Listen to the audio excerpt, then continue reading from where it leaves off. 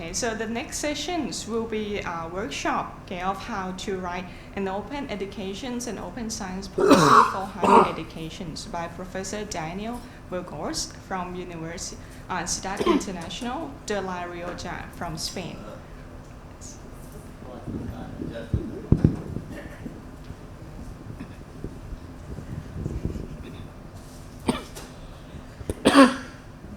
Okay, I think thank you the chair of the session and thank you the online speaker and also the on-site speaker. Let's wait a little bit because there are other rooms still running and then they might come and join. I mean, participants from the other room will come and join this session, the workshop session.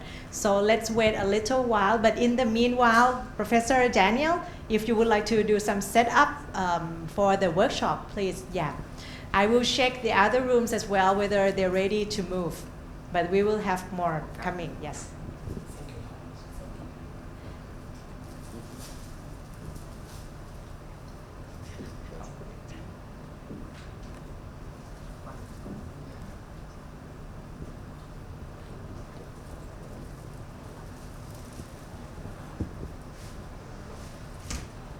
Workshop ใช่ไหม workshop ใช่ไหม โ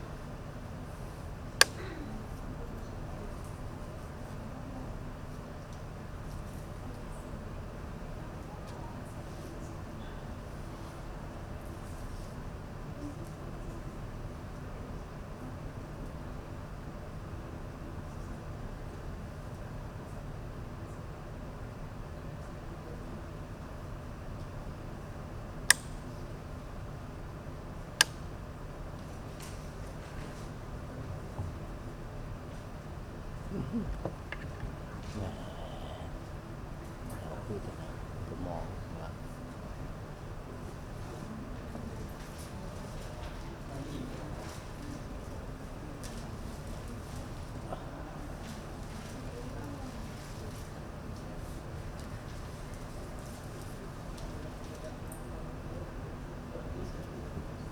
So, hello everyone.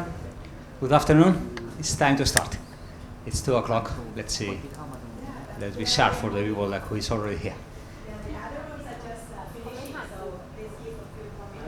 Okay, so we don't start. We wait a little longer. Thank you for your patience.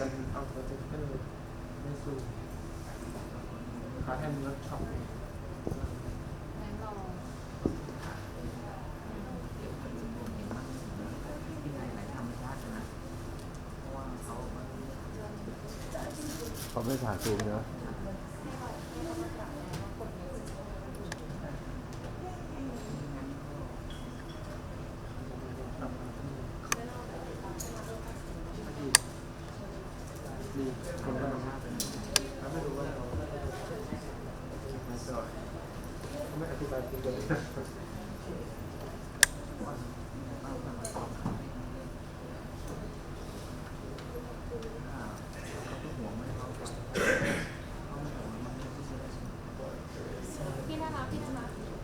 Không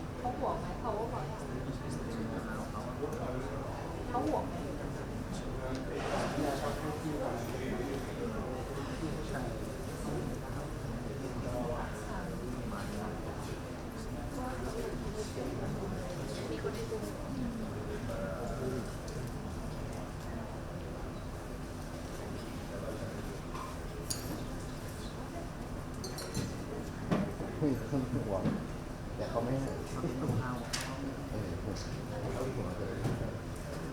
นี่จะติด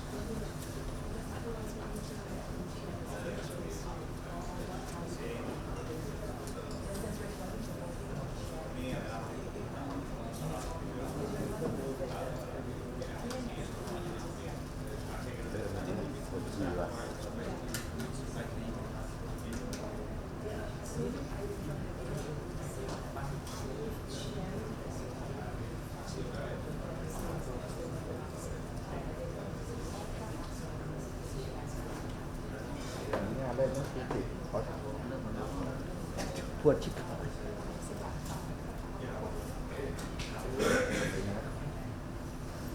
หายแป๊บเดียวว่าเขากับ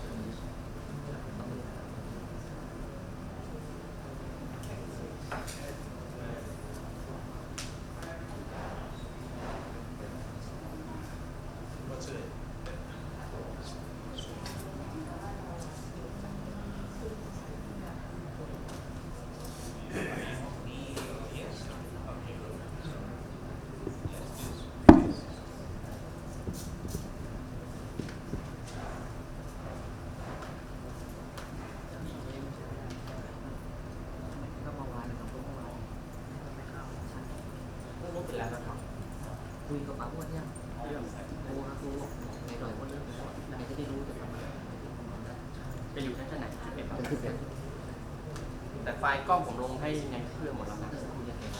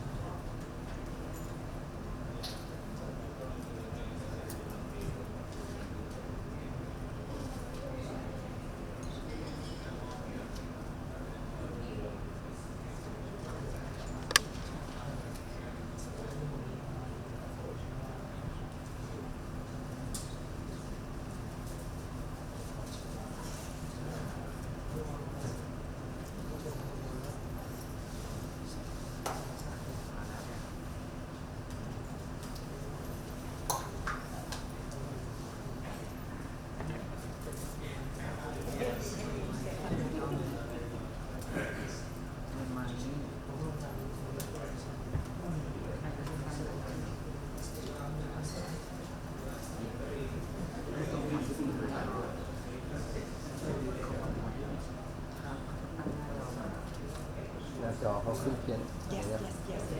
มันวาด Okay, I think that right now, welcome to the session on this ICSLE workshop. Okay, we are going to have the session on how to write an open education and open science policy for higher education. And with me, we have the very experienced facilitator for the workshop. He is Daniel, Professor Daniel Burgos from the International University of La Rioja, Spain.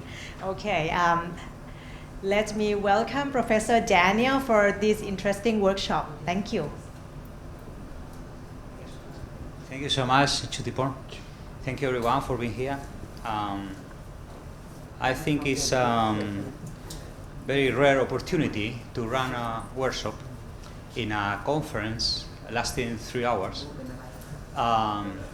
So it's a long workshop. You have to know that the organization shows some mercy for you because I requested a longer version of the workshop and they said no, 3 hours is enough. So it's the last session of the day for this conference and later the closing ceremony will come at 5 o'clock. So thank you all for staying and for coming here to this workshop. I also want to give my special thanks to my colleagues and friends, Carlos Delgado, the speaker this morning, who came here to support me, and Ahmed Tilili, one of the co-organizers, who is always, Ahmed, I'm saying hi, hey, and thank you also for your support. Okay. Before we start, we need to discuss a couple of things, and I hope that you agree. The first one is that this workshop is interactive, so we need to talk. If you are not ready to talk and you don't have any question, answer, or a proactive activity, you will get really bored, okay? Because what is most important here is your opinion about things, not what I'm going to tell you. I'm coming here as a facilitator, not as a lecturer, okay? So I will give you some hints, some knowledge, some pieces of knowledge, but what I will do more is to encourage you to say your thoughts ahead, okay? This is out loud. This is the most important part. So I know that it's after lunch somehow, afternoon, and maybe we are a little steady, but when the time comes, in 5 minutes, I will ask you questions, and I hope that you answer and you have yours, okay? This is the first important thing. The second important thing is that this workshop it will be a part of a series of workshops that I will run. This is the first one. And from here to the end of the year, I will run similar workshops in other parts of the world, just to run a study about open education policies and how we can build together open education policies. So things that you will say, images that will be recorded, will be into the open to be publicly distributed if you agree to do so, okay?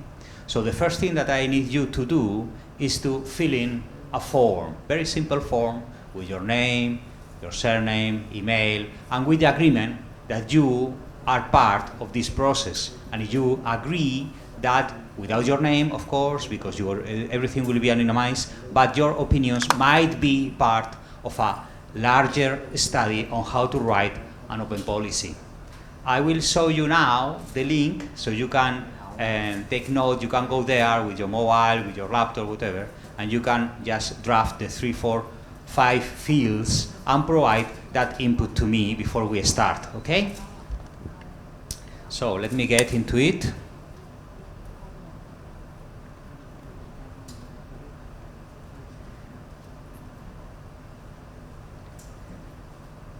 Let's see if we can see, that's it. This is the QR, just in case you want to go a little quicker. I just checked it out 3 minutes ago and it worked perfectly well. It jumps into a Google form, pretty simple form, that you can fill in and provide this information about your profile, very brief profile, and the most important part, the agreement to be recorded and to participate in this study. If you don't agree, no worries. You don't need to agree. The only thing is that I will ask you nicely to leave the room, because either you are in or you are out. This is binary, okay? There is no shades in between. Either you are part of it or you are not, okay? I hope that you can get into the form and it's not blocked, because sometimes I'm a little a little clumsy and I don't leave it into the open. Can you get into the form? It's okay? The QR is jumping into Google? Yes? Thank you for the feedback. So I hope that it takes you 2 minutes before we actually start the workshop. We will use QR many times. I hope that they work, all of them.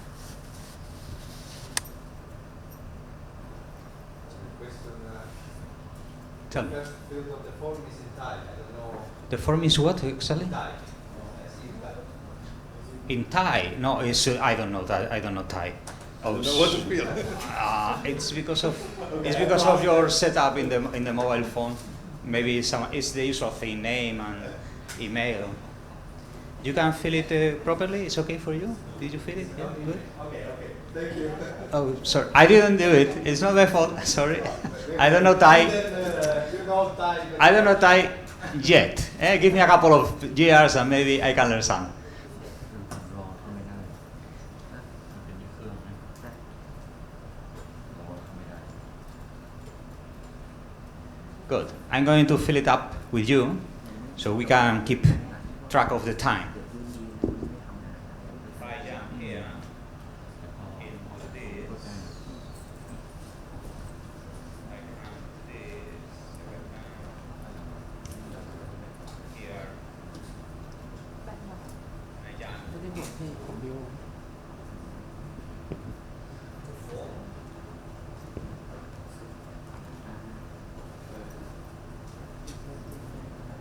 It says this is the email. I cannot fill it up properly. 1 second. I need to reload it. Yeah, that's it. So I say this is my email, Daniel Burgos in my case, forename Daniel, surname Burgos, email again Daniel Burgos. This is because I was registered in Google, so it asked me twice. Institution, in my case, is La Rioja, country of residence, Spain, professor, ถ้ามีคนมาขอเสียบแล้วครูก็เสียบได้ educational technology, what expertise do you have, blah, blah, blah, blah, blah, blah, blah, blah, and you write if you know anything about open education or open science, what expertise do you have about educational policies, blah, blah, blah, blah, blah, blah, blah, blah, 1 line or 2. It's only just to profile you, okay, like the CIA. And the process and all the resources produced during the workshop will be available in an open and free access. Do you agree? If you say yes, you stay. If you say no, I'll see you later in 3 hours, okay? And I just push the button and ta-ta, that's it. This is the pre-registration process. I hope that you had no problem to fill it out, okay? So let's come back now to the QR thing. This is the second one. And this is one of the most important. Sorry. I'm not used to use micros, and it seems that without the micro, the audio doesn't go properly recorded through the Zoom setting. So I was telling that this QR here is one of the most important parts of this workshop. Why? Because 2 things. You are here now, and maybe in 10 minutes you are completely exhausted and you leave. So it's better just to hit once and let's see. And the second thing is that we need to understand a little better what open education means. So I need myself to understand what you understand about open education. What is your understanding about the actual meaning, the semantics about open education? So if you scan this QR, again, we will use this 3 or 4 times during the course, okay? You will jump into a Mentimeter, I think, I don't remember right now, that asks you one question: what open education and open science mean to you, okay? And I will open the board right now because it's closed, so you need to jump first, and I will open it right now, okay? And you will have the chance to drop a line about sort of a tweet, a short line, okay? Not very long. And that line, you will have to say, what do you think that open education and open science mean? In fact, for your personal belief, I think that open education means, I don't know, I don't want to say anything upfront, so I can actually build from your own opinions, okay? So, the next step into this workshop, the actual first step into this workshop, is to scan this QR and ask briefly the question, what do you know, what do you think that open education and open science mean to you, briefly, okay? And we will build over that. If you are so kind, brief. Don't expect really long paragraphs, brief, because we will use that for a debate later. Please, go ahead. I'm going to do it also with you. So again, I think that I can put this here, and you tell me if you can listen to me properly when I speak through the micro. It's okay? Let's go like this better? Good? Okay, so I come back again here, and let's go to the first link.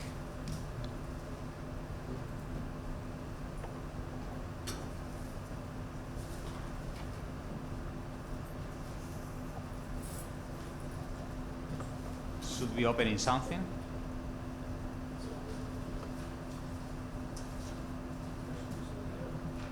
Let's go. Maybe I need to meetings count. It's a little slow, so some patience, thanks. It's getting there. Excuse me? You can see the question, and you also have a box to fill in, right? You can submit. That's okay. It seems that I'm going a little slower through my laptop. So, this is a question that you have to see through Mentimeter, which is one of these online tools that you can provide polls and collect answers like I'm doing right now, okay? This is my university, translated into Spanish, from Spanish into English, is International University of La Rioja. I will tell you a little more about that. And the most important part here is the question. The question is this one. What open education and open science mean to you? And you have here the characters, 200 characters, sort of a long tweet, okay? So you can say, I think that, oh, sorry, I'm a little clumsy with this. I think that open education is the way that blah, blah, blah, okay? And you put there your opinion. Very important. And when this is done, push submit, and that's it. You can submit another question if you want, another answer. Maybe you have a couple of thoughts. That's perfectly well. You just delete this one, if possible, and start answering again. So, I think that open science, and you can do that as many times as you want, at least once. But if you want to submit 2 or 3 times, this is also fine to me, okay? And let's see if I can get ahead of Mentimeter here. Okay, my presentations, that's good. I'm already getting into the dashboard, I hope.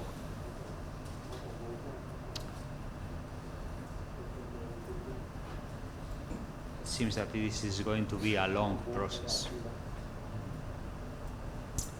So,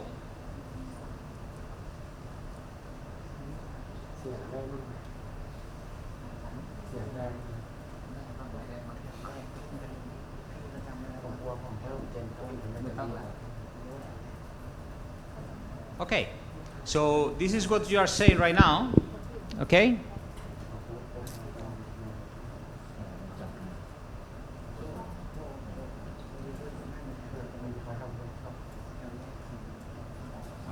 Good. So, this is what you are saying right now. I will play a little more over that. These are part of your, just a collection of your responses. And I will ask you now about your responses so we can actually debate a little, because open education and open science is a lot about discussion, okay? A lot of discussion. So if I go to the first one, for instance, inclusive and accessible for all, more people have access to education through digital technology. Who said that? You did that. Can you elaborate a little further, please? Is possible to have a second micro organization so we can actually use? If it is possible, that's really good. Thank you so much. Can you tell a little more? Why did you say that? If you are not too shy. This is really. Thank you so much. when I think about open education, I feel like it is like education that is open to everyone, so it will be more accessible for everyone and it will be more inclusive people into learning education because like there are open education, open source data, open source knowledge which will be shared by people and it would be shared through digital technology. Okay, very well said. Thank you so much. Very nice. If anyone has any comment on the previous contribution, that's also very fine because this seems to be sort of a debate, so we can debate between ourselves too, okay? So let's go to another one. Open source knowledge. Who said that? Open source knowledge? Come on. You are capitalizing. So, what open source knowledge means in this context? It's What do like you mean? when you are making a content or making a knowledge, you are being shared and being open source your knowledge to everyone. In that perspective, like if you want to have a code and you put it on GitHub and you open source it. Okay, so you mean about knowledge and how that knowledge can be also accessible. So it's a complement to the other comment, okay? The two answers are interwoven. That's really nice. I think it means no restrictions or limitations on educational resources. Education should be open to all, like YouTube videos. Who said that? Don't be shy. Please, what do you mean? A little more. I meant like there's thousands of YouTube videos that teach us so many different skills about so many different topics and they don't charge us anything at all.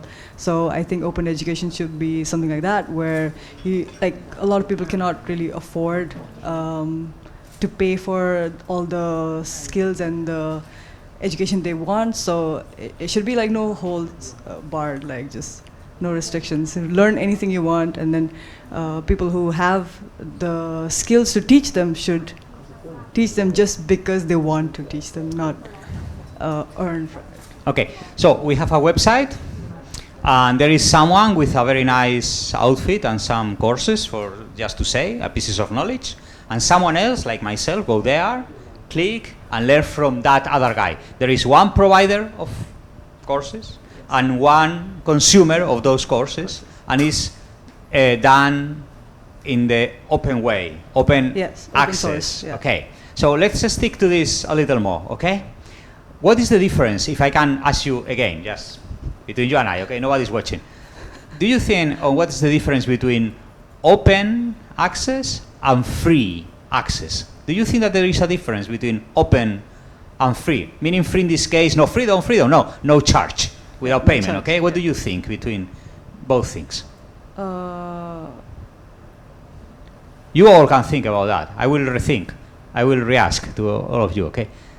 Open, I suppose, means anybody can contribute and anybody can use.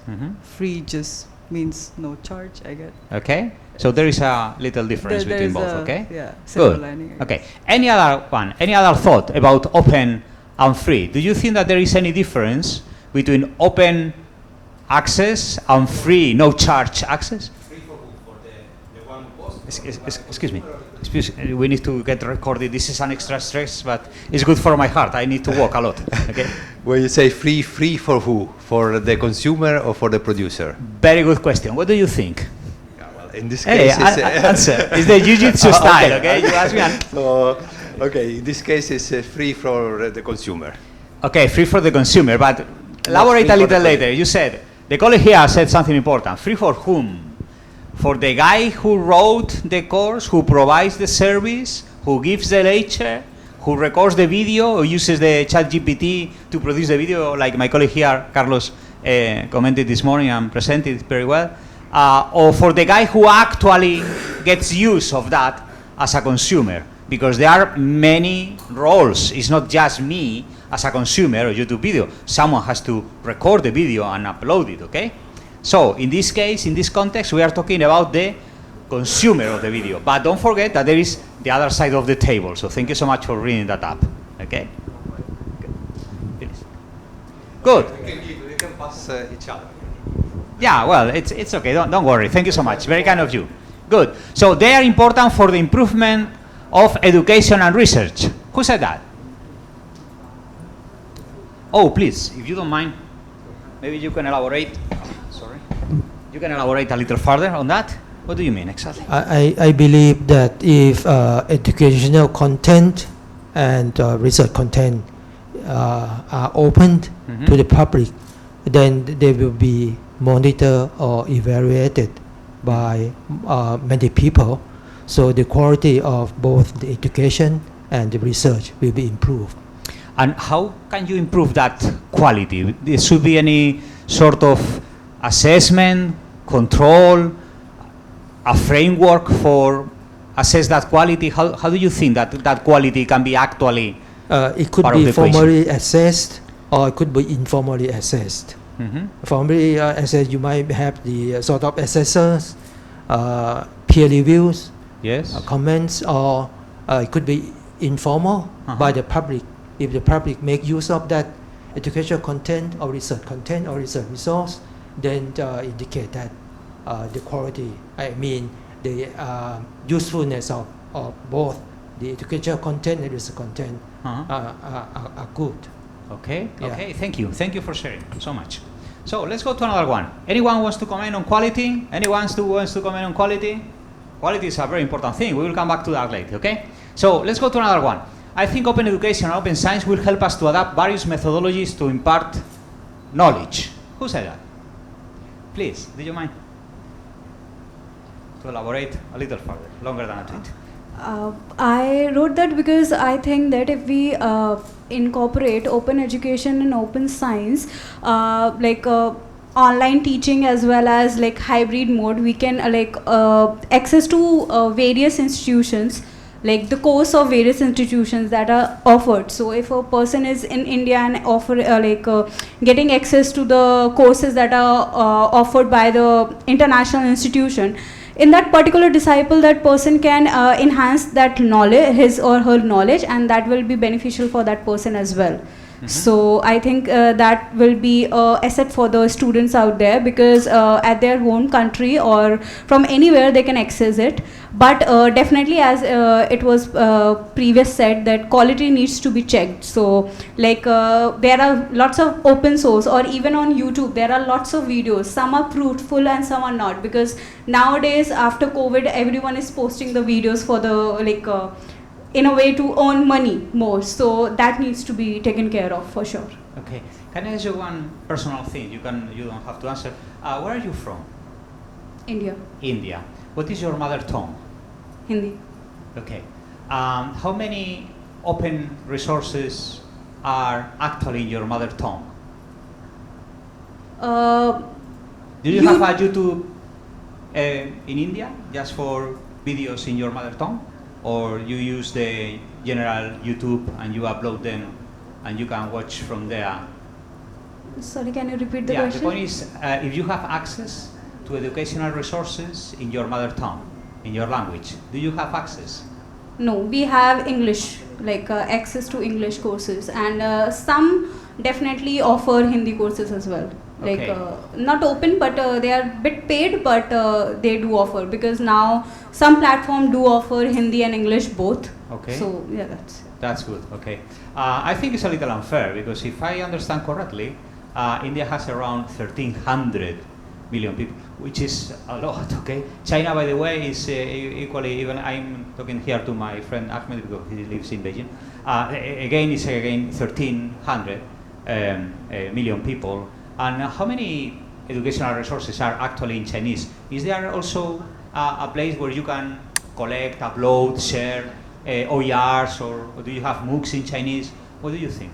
Yeah, in China there are many MOOCs, because there are many governmental initiatives that catalyze the process of creating educational resources, open educational resources group in Chinese, and also there are a lot of governmental initiatives about MOOCs specifically. So definitely there are good repositories and national repositories that has been used for teaching in Chinese. And this was the case even during 2019. So the government has developed a national repository for open educational resources / educational resources, where people can go there to use them and to learn from them. So yeah, definitely developing Chinese resources exist. However, it's not the case in Arabic. So basically, I'm from Tunisia. It's my next question. Yeah, exactly. So like there is like some statistics about like Arabic or Arab open educational resources or educational resources generally on the internet. It's only 3%. So basically 3% of the published educational resources on the internet are in Arabic. So we have a huge like lack of resources / open educational resources in Arabic. And that's why one of the initiatives launched by Alexo is to develop the open educational resources repository, which covers like the 22 Arab countries, in order to catalyze the process of developing and publishing open educational resources mandatory in Arabic. Thank you so much for the contribution. Thank you. Let's go to the last major language. Carlos, can I ask you that you are an expert on these things, between many others. And in Spanish, how many do you think in Spanish? Yes. How do you see percentage? No idea. Enough? I don't know. Is there any specific repository for MOOCs in Spanish? What can you tell us about OER or MOOCs in Spanish? I mean, there's one MOOC platform called Mirada X, which is for the Spanish and the Portuguese learning community, which is has been open, but is closing more and more. They need to monetize it, so it's getting less open, less free access, in this sense. So this is a pity. And I mean, of course, there in Latin America there's some repositories, but I think in English there are much more, many more. Thank you so much. And let's go to the key question here, to the country. And in Thai, do you know of any MOOC in Thai? Do you know of any open educational resource in Thai from people from here, from Thailand?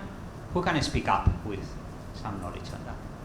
Anyone, please? Maybe our hostess. Actually, there are more people in Please. this room who know about Thai and Thai MOOC. I think in the sessions of the 2 days, we have heard about Thai MOOC, and they are also the organizer that organize this part of the event, IEC. So we definitely have platform which is Thai MOOC, and most of the contents available in Thai MOOC definitely are in Thai language. I would say 90+%, maybe some small portion would be in other language, which perhaps just English. So in Thailand, if we are talking about open education resources, I would believe that Thai MOOC could be one of the main resource. But still, it's open to access, but open to reuse, that is also another issue. Maybe the courses are open for everyone to register and learn, but the content that is available on Thai MOOC, maybe not 100% are open educational resources that other people can freely use. So that is in the sense of Thai MOOC in Thailand. And there are attempts about open education resources in Thailand as well, but in terms of available content, still maybe it has been initiated maybe more than 5-10 years already, but the progress may not be that big. Okay. Yeah. Thank you so much. Thank you so much for your contribution. So we have discussed so far. Why are you asking this? What is the scope of open education? Which level of open education are we talking? Is academic? Is basic? Let me get the micro and rephrase the question again, So, please. sorry. Why I was curious why you are asking this question. In the sense, I mean, of course, every question is a good question. To poke you. Sure, but I won't try to poke you now. But why are you asking this question? Because what is the level of open education that you have in mind, or that we have in mind here in this room? Yes. Are we talking about academic education, or are we talking about high school education, basic education? So, and I'm saying this because, okay, you didn't ask about the Netherlands, where I come from, but for example, there, at academic level, would be very hard to find any Dutch MOOC, but many in English, developed by Dutch, because then the view is that the English is the language of the academy. Thank you for the question so much. Thank you. I'm trying to write a narrative, so keep with me, because I'm selecting a number of keywords from you and later to build a story, okay? And I will tell you the story about open education. So this is the reason behind all these questions, just to extract and to highlight a number of these words that I will use later to construct some narrative, okay?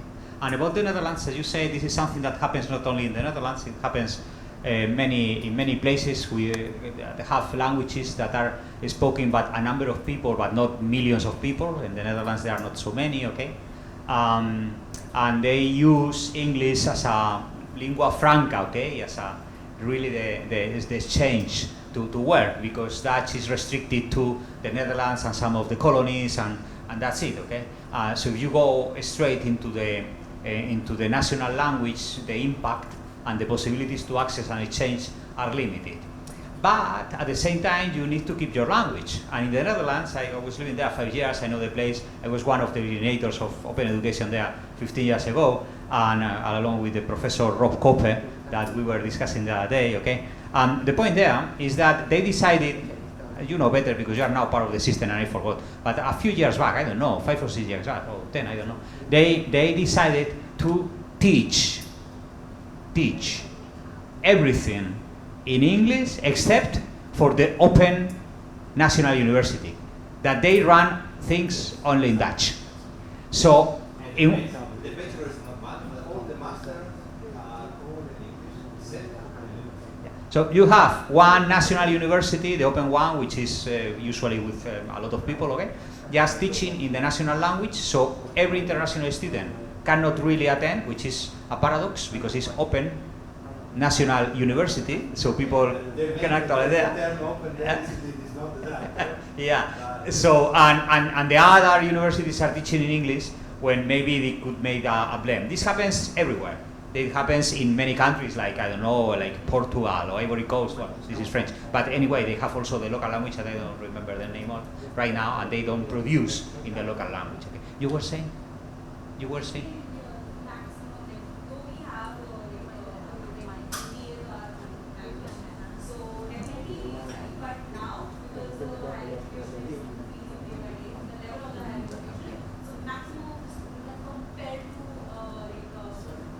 Oh yes, again, we forgot this. This thing about the recording is really a pain for a 3-hour workshop. So thank you all for keeping and bearing with me with the micro. Please, can you?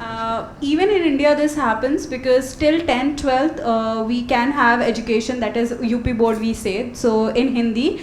But after that, no matter, there are some of the even examination, that is the NEET level examination or graduation or post-graduation in Hindi. But people are shifting towards English because it is seen as a benchmark in India as well to just judge someone's personality or their caliber as well.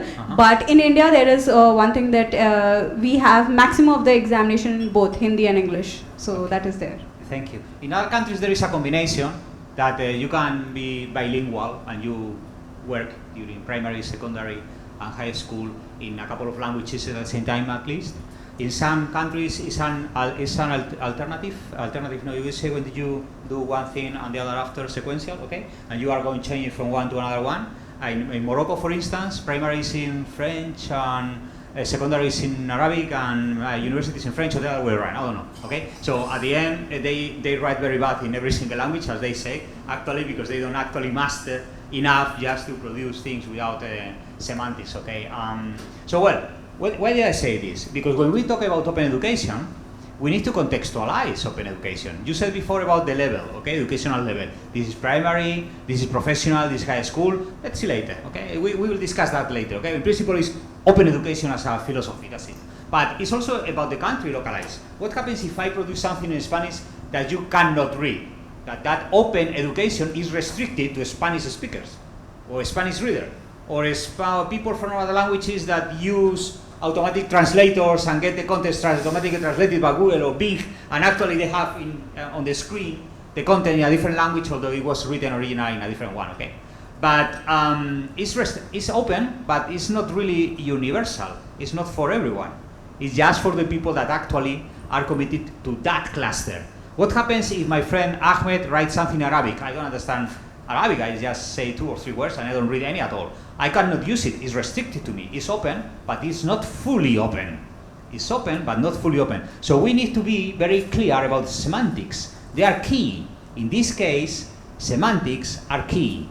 We say we want open and free for everyone, like if we were one revolutionary from the 19th century. That's finally fine. But in context, that's not possible because it depends very much on a number of things. Technology, language, the country, the actual access, the digital literacy to understand what is behind, a number of things that we'll be discussing today, okay? This is the context. Let's wrap up this section. We have discussed so far open free, accessibility, open knowledge, educational level, language, a number of keywords that actually provides a dress to open. Open is not just open, it's open with a number of surnames. Very important that we put all together in the salad, okay? Like the papaya salad that we ate yesterday night. So, 3 more things. Open education and open science is a system of academic education and research that is not only transparent but free, accessible to everyone in the world. We already said something about this. We will not get into that. The word open education to me means that there are no barriers in accessing educational resources, and open science to me means to have a platform where topics and ideas can be shared. Who said that? I need to elaborate on something. You said that? Do you mind to say a few words extra? Thank you, sir. I wrote that because to me that would mean that taking care of the semantics as well, where you had mentioned that if the language, the educational resource is in a language that cannot be comprehended by certain people, then that is a paradox to it being called an open resource. So that's what I meant by that. Thank you so much. Out of what you said, very interesting, I want to highlight the last word, which is share. Our colleague here from the Netherlands, originally from Italy, if I recall correctly, okay, told us that free for whom? Free for the producer, free for the consumer. We have like 2 levels, but in fact, it's not 2 levels. There are many levels. When we share, when you say share, share means that I not only consume things, that I also can produce things and share with others. Think of a picture. I take a picture now, I upload it to one of these Instagram, whatever, okay? And I'm producer at the same time, but maybe I like the picture taken by you. And I download it and I can share with others. There is a bidirectional, multidirectional relation. If there is no multidirectional relation, it's not actually the meaning for open in this case, because open education is about sharing. It's not about consuming and not producing anything in exchange. Okay? It's a trade. Compulsory is a trade. Bidirectional, multidirectional. If not, it's opportunistic. It's just me taking advantage of someone else who produces a nice thing and I don't do anything in exchange. Sharing, in this case, is a keyword to us. Good? And the last one is open education can mean many different things. Thank you. This is what we are highlighting here. For some, it is the use of open licenses. For others, free accessible for courses. For others, it is free education. I think this is a very remarkable sentence, and whoever wrote this needs a little of the micro time. Oh, Carlos, please, go there. So what's the second? One extra sentence just to wrap up this. Open means open what? Is it just that this access is open, or that it doesn't cost anything, or that it's use of some particular open license, Creative Commons or public domain licenses? So I think it means it's just an adjective that you put to different nouns, so it can mean many different things. Thank you. Mark the words. Open is a tag that you actually put along other things. And I'm going now to present 4 or 5 slides to focus the topic after all these contributions from your side, okay? You will, I think that you be reflected many of the things that we are discussing right now in the 3 or 4 slides that I will present right now, taking also the last sentence from Carlos as a clue. So 1 second, I'm going to switch the screen. That's it. Good. And I'm going to jump into the slides that says basics.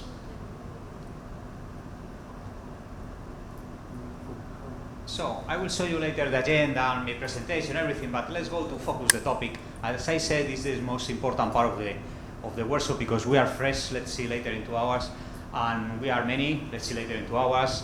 And I think that just setting the line and the tone for what we are doing right now is the actual most important part about awareness of the topic, okay? Awareness is the core of this workshop. So, basics. I'm going to use the thingy, let's see if it works for me, okay? Yes.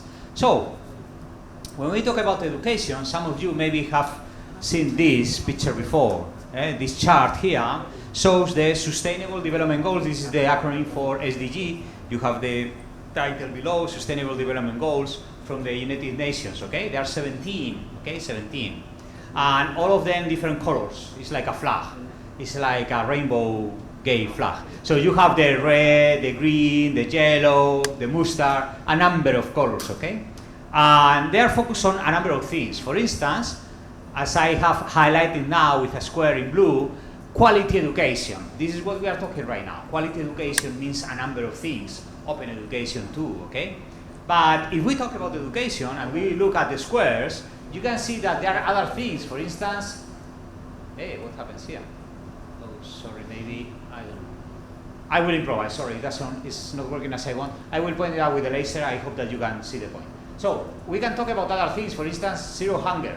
And you say, okay, maybe this compartmentalized, and you have zero hunger number 2, and you have education quality education number 4, and these are different things. And my answer is no. Of course, education, building a strong education, is part of fighting against hunger, at least in my view.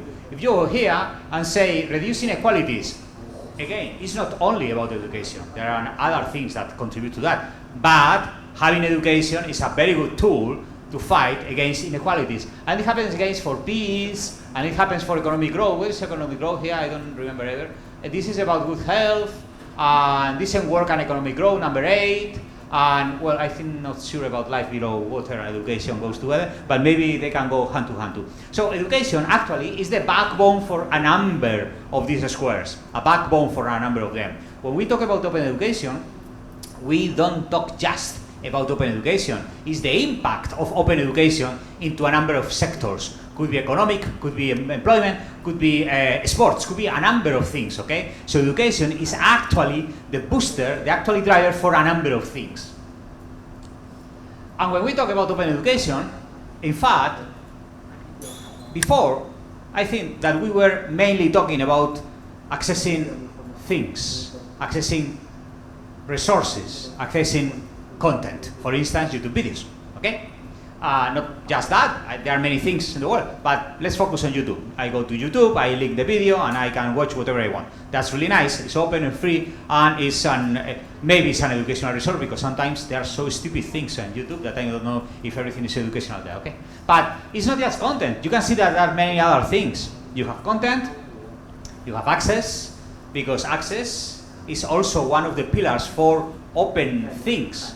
If I have an OER and someone sitting in this table don't have a 3G connection or a Wi-Fi connection, that access means that is to me, not to him. So open is restricted because of the access to the network. Happens exactly the same with technology. I said right now, please go to scan the QR and fill in the form. Yeah, but some people here didn't have a mobile, so they didn't do it. So if you don't have the mobile, you cannot access, or if you don't have the specific type of mobile, you cannot access to the content. So technology also happens to be one of the pillars for this. It happens again to research data, to research results, with licensing, very important. We'll talk a little, like 20 minutes later, about licensing, Creative Commons and this type of things. About policy, which is the core of this workshop. Accreditation, certification, which means we had a very interesting presentation, keynote presentation yesterday morning from our colleague from Japan. He was expert in micro-credentials. I don't know if you had a chance to go there. and he was talking about micro-credentials and open badges, okay? We will discuss later the differences between micro-credentials, open badges, certification, accreditation, normalization processes, which is key for open educational resources. And finally, interoperability, okay, which is very much important. If I produce something that can be run only in my proprietary system, like Moodle, because Moodle is open source, but this means that I can take the source and I can modify the source. This means open source. But if I install it in my computer and I give a password to get into that, this Moodle is not open anymore. It's open source, but it's not open access. So my course there is for me. If I cannot export it to anyone else, to any other system, interoperability means that that openness is restricted to a tool that is password protected. How open is that? It's not, even when it's actually under the umbrella of Moodle, okay? We can also have this thing here, it's very, I think, more colorful, that talks about the 10 dimensions of open education and open science. It talks also about the strategy, and about leadership, about quality, a number of things, okay? So this is a key slide for the speech of today. Open is not just about openness. As my colleague Carlos was commenting before, open is a tag that we put along a number of other things. In this case, content, of course, but not only. 10 years ago, when we started with the open educational resources, we were focused on the actual, we call it, 15 years ago, I said that I started this in the Netherlands with a colleague, Rob Koppe. He was my boss, in fact. We talk about the learning objects, very common, okay? Maybe you know something about that learning object, that it was basically a course that you put in a zip file and you upload it somewhere, and it was a learning object, okay? And after that you put some metadata and you have it tagged and it's normalized and you have a specification behind and you are building on that. And on that moment, 15 years ago, the most important part was the content. Text, images, videos. But this is not the case anymore, because you can find content anywhere. You can ask ChatGPT for content and it provides content. Content is not the key anymore. It was the key, but it's not the key anymore. What matters is, what do you do with content? What can you do actually with all the things that content can provide you with? Or what the things that you need to access that content? Meaning the technology, meaning the credentials, meaning all these things that are there on the screen, okay? I see that some people are like chilling up a little. Are you cold somehow? Yeah, are you cold?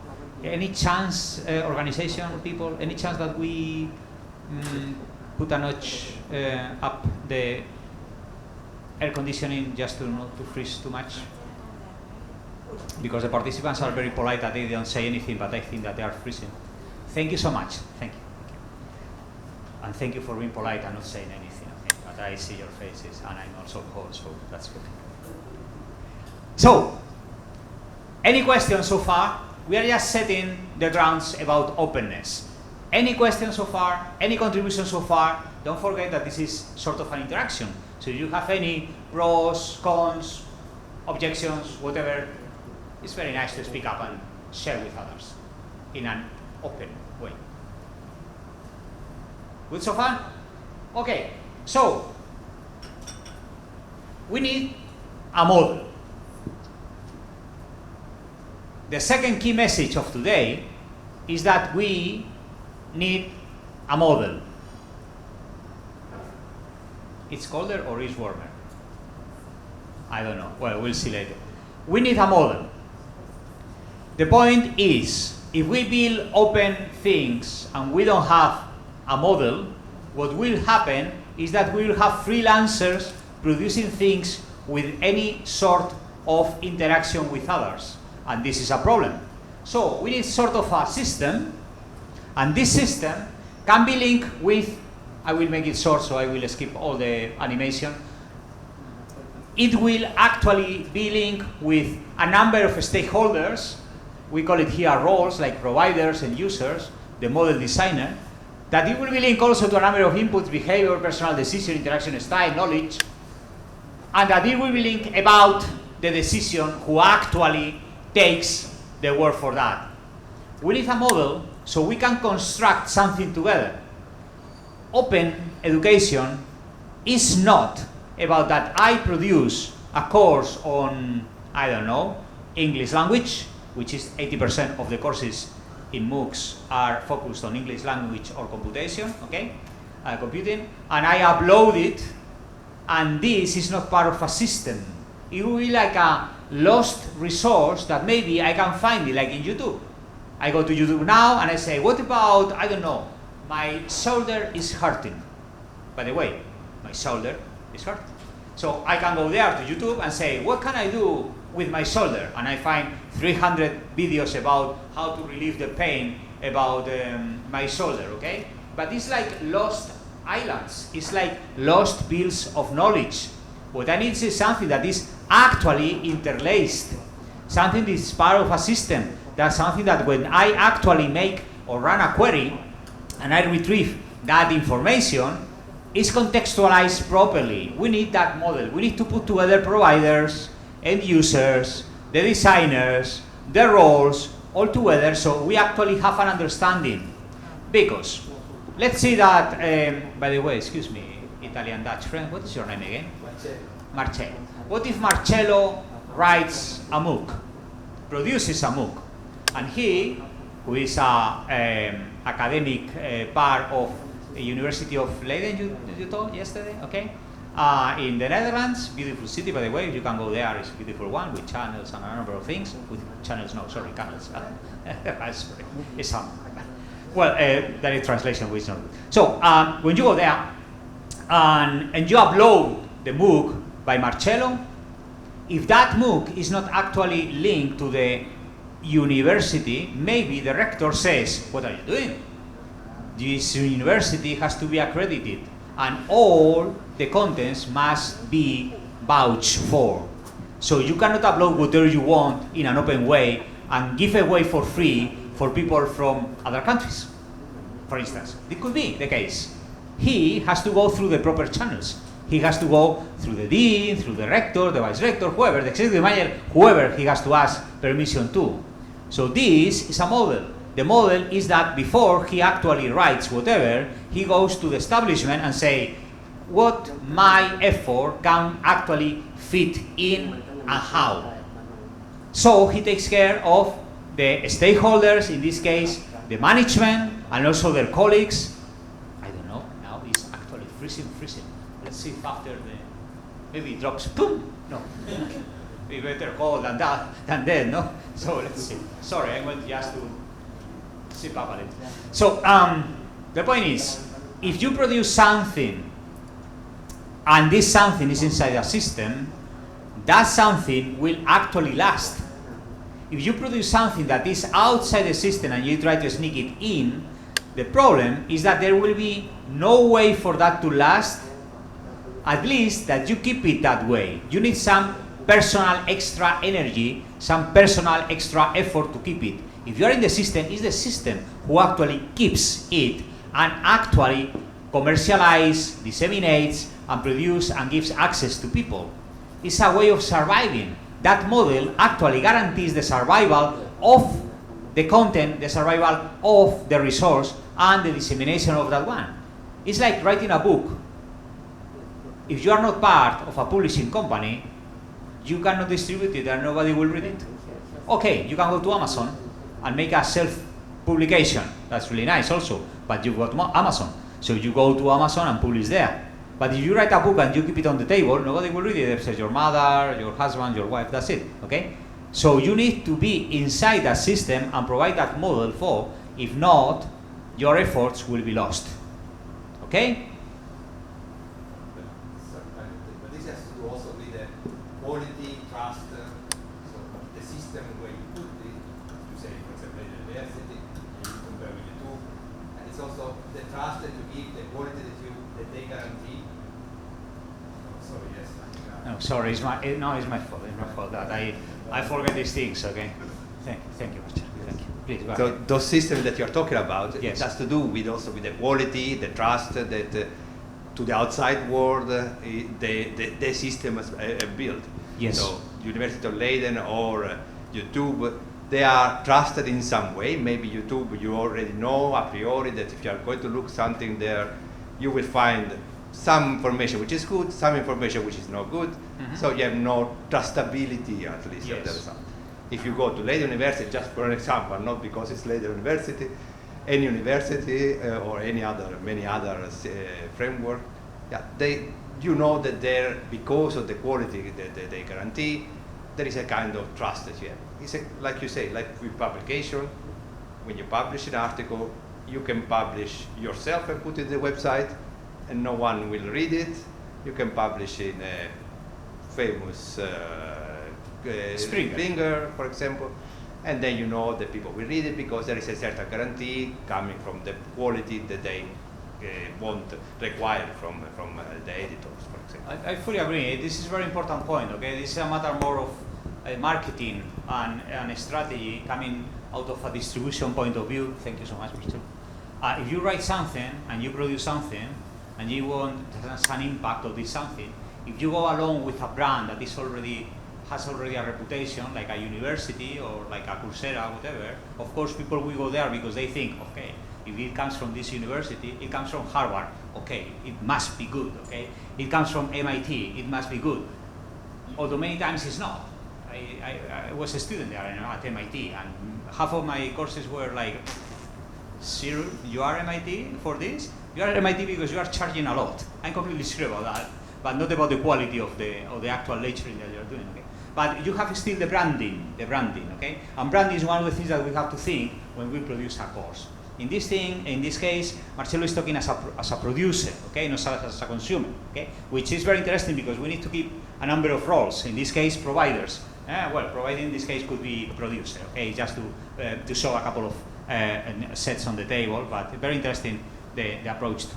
So the point to me is that we need a system. It's not just me alone. We need to do something to this regard, okay? So at the end, this is like a Leonardo da Vinci, man of Vitruvio, is very famous, which is perfect. The proportions are perfect. I don't know exactly why, because I'm not really an art expert, okay? But they are experts. This is a model for the perfect man. So far, any other question, any other comment on this? Please, one second. I'm going to be a good boy, compliant, and I will give you the micro first. Go ahead. Thank you. When you mentioned that we really need a model or a system, I was wondering if it would take more time and take more consuming because everything has to go into a process, and would there be less like content available in terms of if you would like to make a content that was not in a system that was more creative and that would providing more access and spend less time for a content? This is a very interesting question. We have a colleague here, our colleague Ahmed. We work together in a thing called sustainability models, which means you create something and you want it to last. And if you want something to last, you need to play a strategy, like the marketing that we were commenting with Marcello, okay? So when you talk about the model and you talk about the system, what we are thinking actually is that I'm going to use something that can be useful, impactful, a long time, so that can also be lasting a few months, a few years, a few whatever. You have to put all that together as a strategy. So you become from a producer, you type the course on English language, you type it, to actually making that course happening in a context to be properly exploited. So instead of writing, you become like the movie producer, executive producer, who takes care of things happen, okay? This is part of the system. This is part of the model. It gives you the coverage just to put things in context, and at the same time, you have to keep the balance to be sustainable for you. Because if you give away the content to some system and you lose control, suddenly your content is owned by other people. You keep the balance between you and your ownership and your ideas and your fresh view and your creation and your whatever, and at the same time you need to work with a machine. And that machine will give you all the other things, like distribution, for instance. It happens exactly the same with music, with novel writers, with everything. But in this case, it's open, so it's into something a little more, I think, diffuse. I agree with your point that if we have a system, we will have more sustainability of the thing, and we could have more impact. But can I make a counter argument that even though there are people, if we want to learn something, people can search in Google and whatever's pop up like TikTok video and YouTube video will always also like people also watch these things as well, and it's creating like millions of views and billions of views, which also creating sometimes more impact than some of the MOOC available in the internet. Yes. So like in terms of reaching out to people, there will also be other videos outside the system that are available and people actually watch them. That's good. But when I mean system, it's not just one. I mean a structure, and that structure can be a federal structure. So you have a number of systems working together and you put the connections between them. So these videos that are, for instance, talking about videos outside YouTube, because it's not the only YouTube channel. There are many video channels for distribution. YouTube is the largest one, but it's not the only one. You can, inside your strategy, put all of them together just to make the right distribution, not just into the YouTube. So what you think that is outside the system could be a strategy for you. The system is what you think is the system. It's not really an established structure out of it, okay? At least in my view. Okay? You can think different, of course. Any other thing from here? Please, go ahead. I will give you the micro. Thank you so much. Thank you for your sharing and presentations. So I have a question about the frameworks and the model, which is mentioned about the end users and behavior. In this aspect, I think about the inclusions from like disability people who cannot hearing well, blind, and ADHD. Do we have any principle that to design a course on content from the open source from them? Do they have to be taken into account for this aspect? Yes, if I'm going to write down your question right now, because I have a presentation, I don't know exactly where, but I think that I know where, that talks about this specifically. Maybe I can show you a slide only later, that talks about the accessibility principles for content and websites, okay? There are many things. The most principal regulation of that, they are called WACs, okay? Okay, and maybe you have heard somehow the accessibility level of the website that are A, AA, and AAA. Do you know something about that? No. Okay, so later I can show you one or two slides on that, okay? I will take that. But yes, there are a number of principles that are not compulsory. Okay. The point is that you want to stick to them, that's good. If you don't stick to them, that's good. So this is a free market, and people, the point is that the more accessible that you make a website, usually that means that the less attractive in terms of visual punch is for the user, because of course you need to keep a balance between what means accessible to what means people that don't need that accessibility, and you are losing some functionality. It's a balance between all of that, okay? But of course there are a number of regulations. I can show you later. I will find the presentation. I will show you a couple of slides. The only thing is that it's not compulsory, okay? You can stick to it or not. It's completely up to you. All right, thank you so much. You had another question? No. No? That's it? Okay, thank you. Anyone else? Anyone else? Okay, so what is the agenda for the day of today? The agenda for today is as follows. I'm going to take this off and switch to that, and let's go to intro agenda, and I will make a proper introduction, right, of myself and of the topic. This is my website, transgeniclearning.com. You can go there anytime, and you will find a number of outputs, outcomes, and reflections from me. It's not usually very updated because I'm very lazy, okay? You think of an Instagram influencer that is posting every 3 minutes, I'm on the other corner of the table, okay? Every 2 months I post things, and so don't expect anything really updated. I think that the last thing that I updated, it was 2 months ago or so. I will use this conference to update more things and upload more things, okay? So if you go there, you can find a number of things that I do, a number of collaborations. One of the things that I collaborate with, that I'm very proud of, is with Beijing Normal University, with my colleague Ahmed Tilili here. I'm visiting professor there. and also at Coventry, inter-university colleges in Malaysia, Nacional de Colombia, South Africa, Palestine. What is the point? The point is that I work internationally speaking. So when I talk about open education, it's not just about a country, a language. This is also my persistence on speaking internationally speaking. This is why I'm here in Thailand, okay? I've never been here, I never taught here, and for me it's very important also to understand what's happening in Thailand, because we need to, I think the privilege, given that the communication channels and opportunities that we have nowadays, to connect Thailand with any country in the world, and the other way around, okay? It will be worth it for everyone. So, if you go there, you can find a number of books that I had the chance to write, about crisis, about MOOCs in China, about Africa, nothing about Thailand, but maybe soon, I don't know, Chutipor, maybe we can write something about MOOCs in Thailand or something with a Springer, let's see. And also a number of open access books. The one on the left is focused on open science and open education. You can go there, look for the actual logo of the cover of the book on the website transgenerator.com, and you can go there, you can download it for free and read many of the things that we are talking and discussing today there, and also a couple of books that are produced by my colleague Ahmed and also Professor Juan about the COVID pandemic times, okay? One focused on educational practices, another one is focused on flexible learning and other things that you can find there, okay? There are things that you can access, there are things that you cannot access because they are proprietary, to keep a striking balance between all of them. About the university, I need to tell you a couple of things because if not, my rector will tell me off, okay? Very important.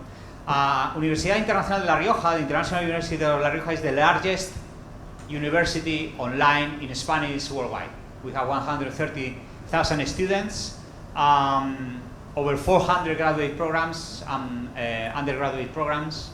It's 100% online, and we have premises. This means that we have 9 universities across the world, mainly Latin America and the United States, in Miami, recently another one in Guatemala, and we are now, do you know where Andorra is? Andorra is a small country between France and Spain. It's a very small country, very beautiful country, full of mountains and snow, and we are also achieving one there.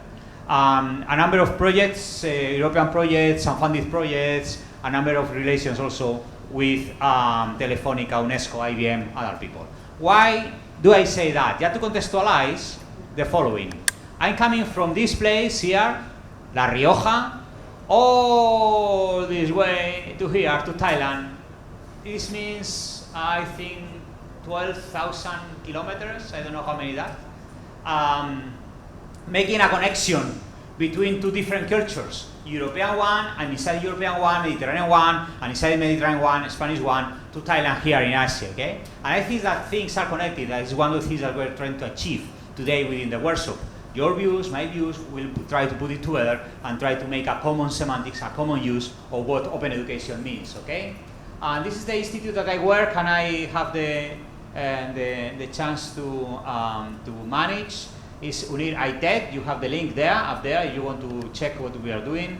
We focus on educational technology and educational innovation with the final slogan of better learning and better teaching, okay? Also provides better academic management. Why do I tell all these things? Because I speak from practice. I'm telling about open education because I apply open education every single day. Because I write policies, I talk to policy makers, I talk to faculty members, I do that for living, okay? So I speak from practice, and this is the meaning that we can go from the actual writer to the actual end user that makes the application of the open education. You can go there and check a little. So, we said this, we said that, I will later, and let's go to the agenda. This is the agenda for today, okay? The first point was order of business was the workshop, and about the facilitator, consent disclaimer, what is and later, after the break, because we will break now for 5 minutes, we will talk about what a policy is for. We will discuss what a policy means and how a policy can actually facilitate the adoption of open educational resources. We will also discuss what open educational practices means, for instance, and a number of things about the stakeholders, the roles, the layers, like Marcelo was commenting before, the general approach, the credentials, the strategic actions. I will include here something about your question on accessibility. I will put there in between, just outside of the menu, okay? And also a number of things that are very important, ethics, licenses, peer reviews, and that's it. and I will give you a couple of examples. Let's see how far we get, okay? Maybe we have to cut it too short and select a number of things, but all this is already prepared and we can show there. So the actual block will be focused on this. We will take now a break of 5 minutes only. If it's, let's say now 20 past, let's come back at 30 past, okay? 10 minutes, just to round it up. 10 minutes at 30, I will resume the workshop and we will start focusing on the next step, meaning policies. Thank you so much.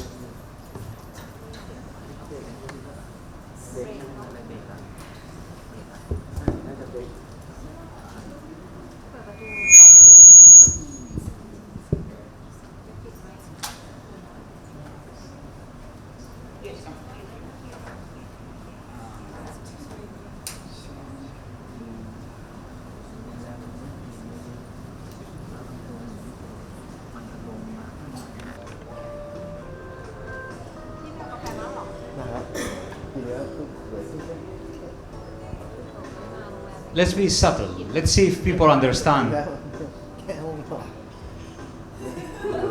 Subtle enough? Yes, I think that it's okay. Let's close the other one too.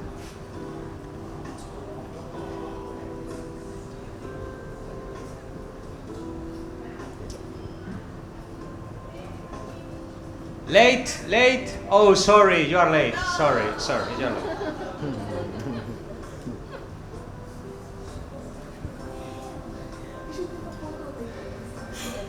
Come on, lazy people.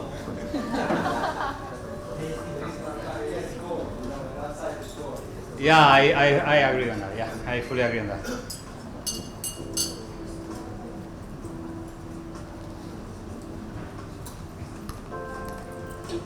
So, before we restart, I have an answer to the question of the colleague that asked me about accessibility and usability.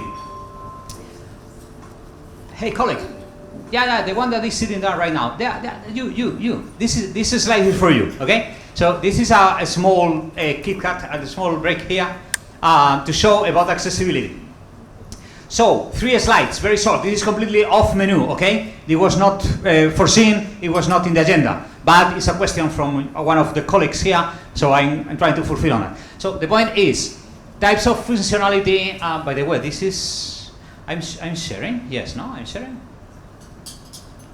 Yeah, I'm sharing. And why should I see this?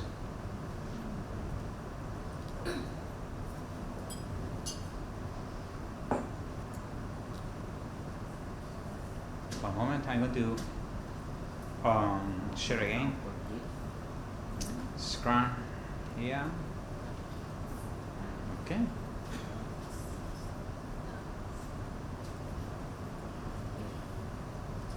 Okay, we'll leave it at that at least. So, 3 slides. The first thing, these are the type of disabilities that usually are recognized for working with what is called functional diversity. This is very important to any type of content, not just open education content, okay? The point is that what a water nightmare.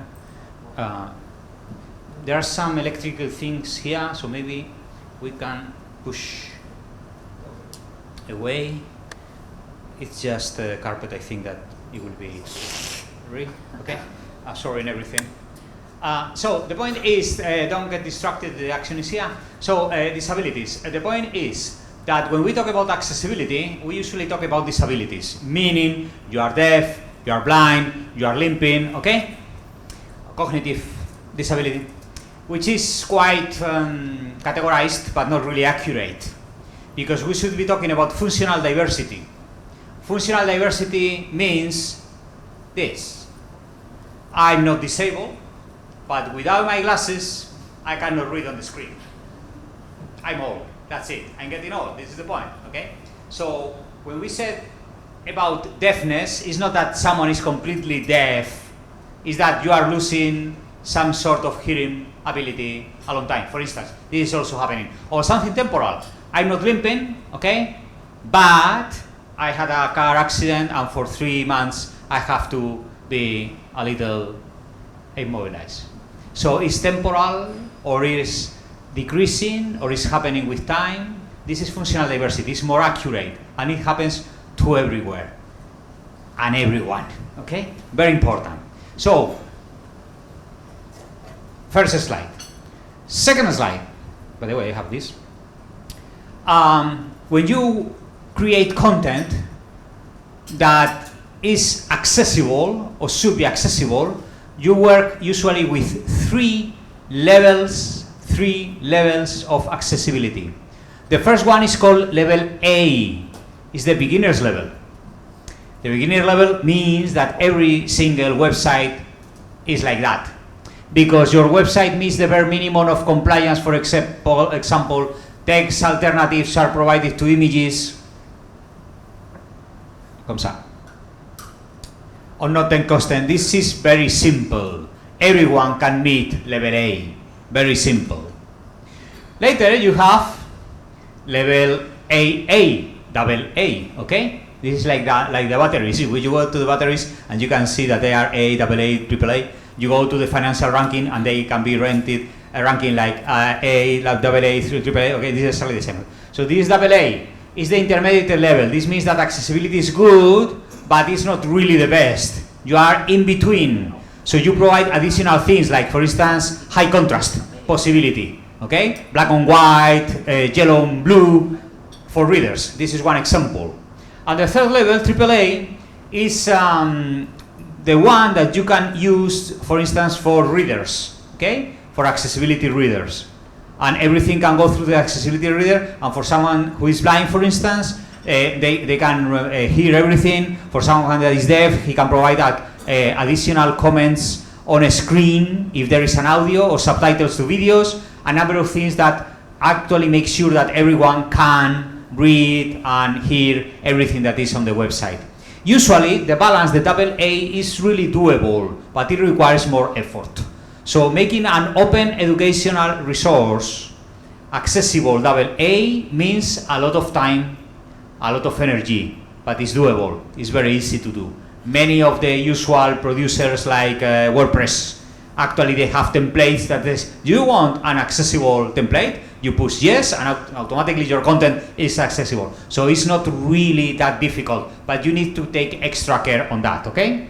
And the last slide is this. I think it's very more graphical way to see things. Level A, which is this, talking about color, maybe. This one, AA, meaning contrast, and this one, double E, about enhanced contrast, just to make things better, okay? This is the ways that accessibility is tackled. And at the end, there are a number of norms about accessibility, which are usually clustered under this circle. These are called the WCAG. WCAG, WCAG, okay? So you work on CSR and size, you work on compatible, navigation, adaptable, keyboard accessible, clarity, time, predictable, a number of things, and you work on this on your website, okay? So your question was, there is any type of norm? There are. How can I make it? I told you before. And this is an additional layer to your content production, okay? This answers your question, approx? Yeah, good? Good. Any question from this? You? Yes, go ahead. You can talk with the mask too, okay? I can understand you. No worry, you prefer going. I wear the mask every time. The only thing is that for teaching, I cannot, because it makes people really uncomfortable. Just to make you more comfortable, I'm wearing the mask all the time, okay? So you can wear the mask, it's okay. Please, your question.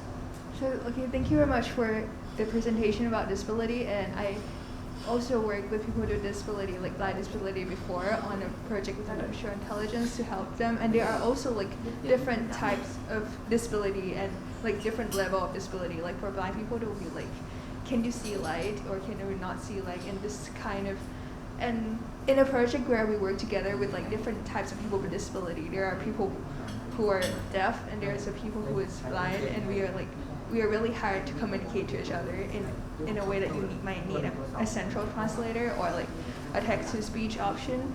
And like in terms of like websites, if it's gonna make it very, very accessible to everyone, like for blind people, you might need a speech for it, or if it's for deaf, you might need like a sign language interpreter. Like in terms of like AAA, does it mean that it has to cover like all aspects of all disability, even though like people with like brain disability as well?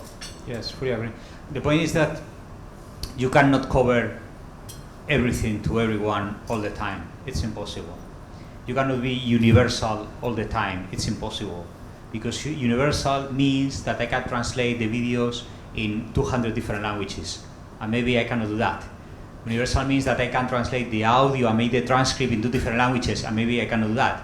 Universal means that I have to integrate the sign language all the time, and if I do that, I need a special window down to the right for the sign language, and this will actually hide other content that is on the website.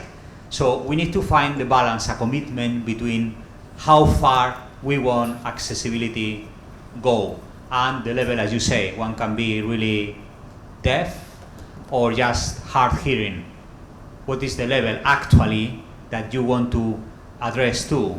The deaf people who requires a specific type of communication, or just hard hearing that you raise the volume and that's enough?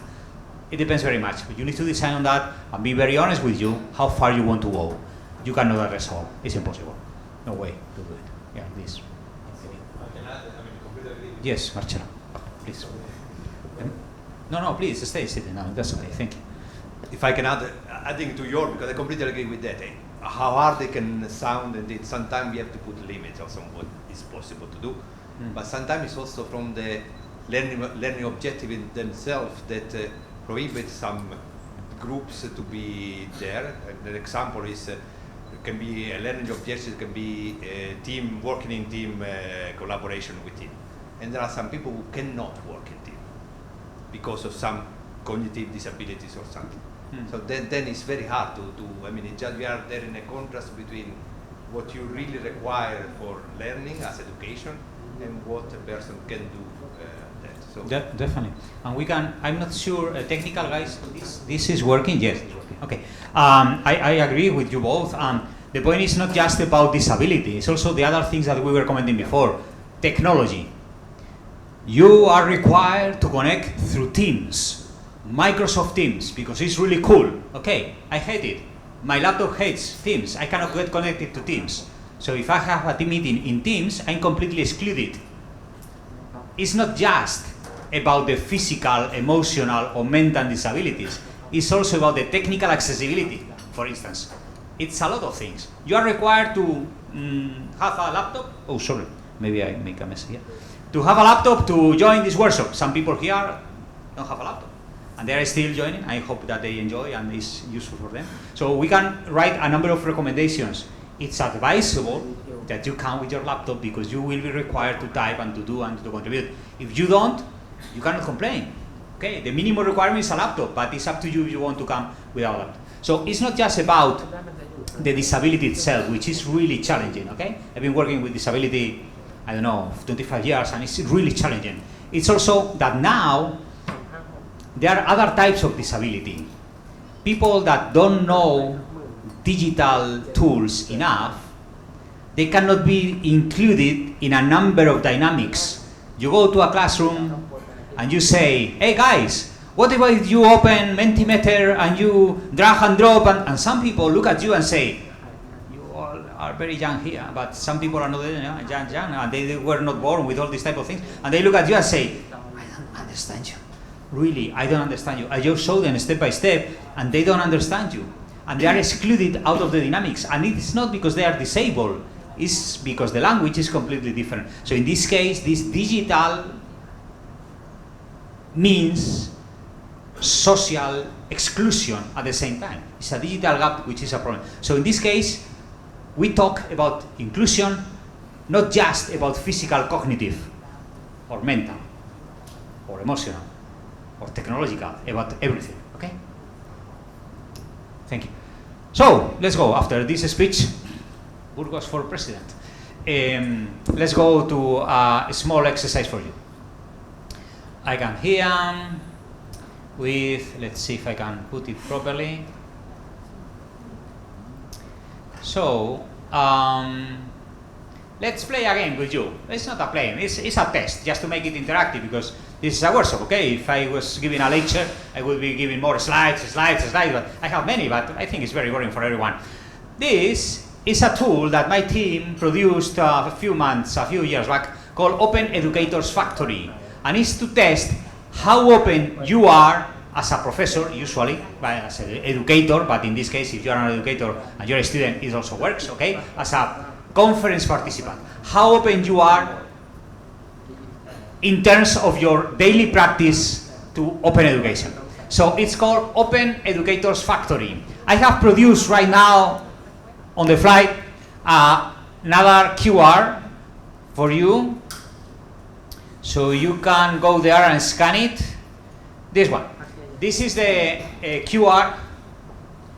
I don't know what is happening with this right now.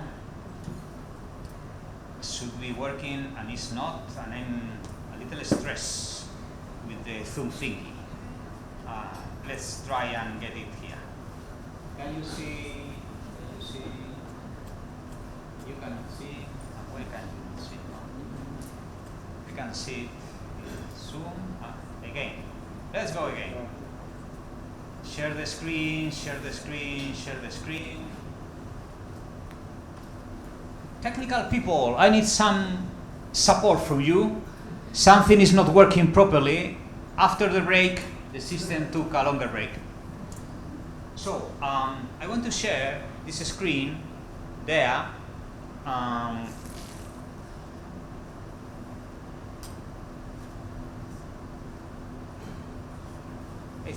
think that in Zoom is properly distributed, but no, but I need it here because I have all the information in this laptop. So I definitely need it there.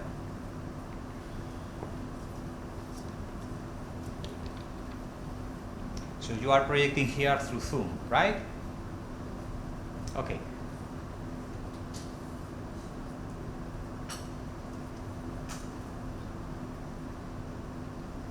Do I need to do also that? So every time that I switch, I have to do that, and later I switch to PowerPoint, I do the other thing. Okay, very entertaining. Thank you for that. So this is the QR. These are digital skills. You have to learn on the run, okay? You go there and scan please this QR, and you will jump into the Open Educators Factory test, which is a very simple test that I will do with you, and I will guide you step by step, and I will give you a categorization of how far you are into the open education world. So, did you have the chance to scan it already? Because I need to shift it. Please scan it right now. Or die. No, scan it all. You can scan it later. Sometimes I run this type of workshops with two projectors.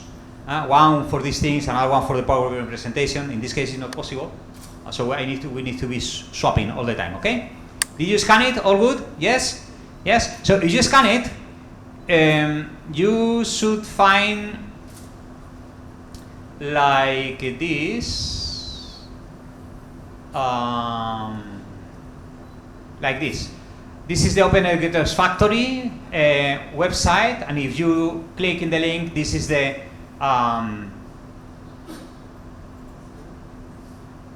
actual website of Open Educators Factory.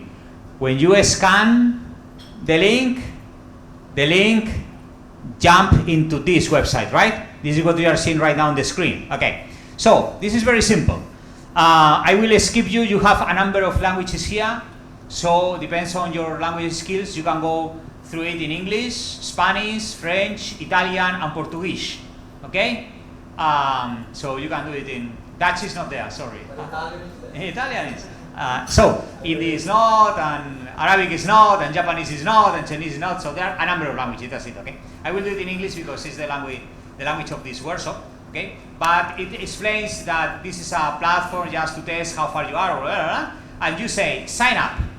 When you go to sign up and you click here in sign up, you can actually get the registration, and you put your name, your surname, your age, not the actual age. You can fake it. Okay, I'm not 50. No, I'm about 50. I got to be honest. I'm 53. So gender, male, profile, nothing. country, Spain, institution. And this is the tricky part. In institution, you have a scrolling with a number of institutions, okay? And the last one is other. This is yours. Because this tool is for registered universities.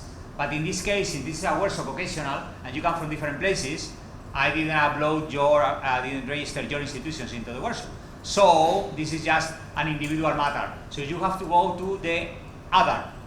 When this says here institution in the field, you go to the other, which is the last one. Tick, tick, tick, tick, tick, until the last one. You scroll up, boop, other. And now again, you put whatever you want, category whatever you want, and you don't need to actually fill all of them. Okay? There are not so many, but that's it. If you want to add the email, because we will email you the results of your test, and a password, whatever you want. I will put, and this is not available because it's already happening. Okay? And maybe this is not registered right now. Let's go there. Email not available either. Let me say another one. I will say this one. Maybe this is good. Password, this is the one. And that's it. And this is not available. Why this is not available?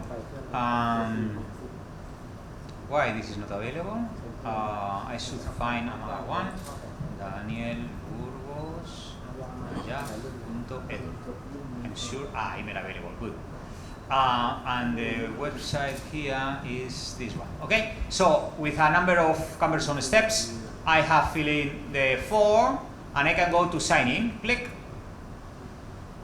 And suddenly, here is my profile, Daniel. You can see my profile here. Okay, Daniel, this is me. And I will need to answer a number of questions. Are you in? Any questions so far about the registration? Are all of you actually seeing this screen that I'm projecting? Yeah? Question number one. Question number one. Yes, really? Yeah? People at the rear, you are actually watching this? Yes? Okay. So, and now you need to answer the questions. That's it. It's a very simple form. So, how do you design your lectures courses? This is meant for professors. This is meant for school teachers. If you want to do it, if you are a student and you are not a professor, be a little creative. If you were a teacher, how would you design your lectures? And you say, on my own, in collaboration with colleagues, with other institutions, I share ideas, and you just pick the right answer for you and jump to the next question. To whom do you make available your teaching resources? To the students of my university. Under which license do you release the teaching resources you produce? Through a license that makes blah blah. How you ever been using online resources blah blah blah blah? And I say yes. How did you? Through click. Have you knows yes? And you are answering the form, which is like 10 questions. It's not really long, okay? How do you answer your students? Like that. I'm just fooling around. You can also stop me. Excuse me? You can also stop me if I ask too many questions. No, please, go ahead. About question one, what if I use ChatGPT to design? Oh, this is pre-ChatGPT. They were designed in 2016. So what is Sorry, I think that I'm going to break something with the cable there, because I'm very clumsy. The question from Marcello was, what if in question number one, the professor uses ChatGPT, generative AI, to, I don't know, support. And the form was designed way before generative AI in 2016. So, sorry, I don't, improvise, okay? Good. So, sorry for that. I can go to the other rail always and circle around back and back. That's okay.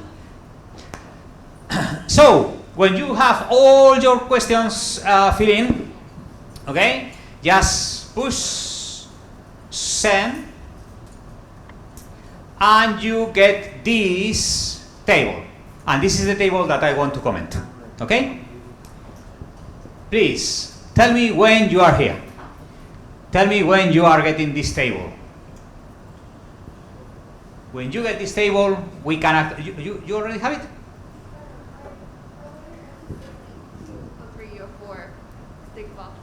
Because they are not incompatible. You can do everything at the same time. It depends very much on the moment of the day, the year, the classroom. I don't know. So it's not compatible. You can select as many as you want. Yes, it's not just one single valid option. Anything is possible. No. If you even do it just a single time and you want to express yourself through that answer, that's okay. Depends very much on how you want to profile yourself, okay? Good. So, anyone already got this table? Anyone? Please raise your hand so I can scout a little. You, thank you. 2, 3, 4, 5. Come on, people, we are like 30. I need more tables because I need to explain through the table, through your table. So I need you to get the table. If you don't get the table, I cannot explain properly, okay? Hey, Chingwen, how are you doing? Good. Thank you so much for coming. Yeah. Okay? More people, more hands. 5, 6, 7. This is like an auction. 7, who says 7? 7. Come on, guys, it's not that difficult. It's just a question. Click, and you can do it again later. Doesn't matter. I will stop when I reach 10. 7, right, 8. Who says 8? 8.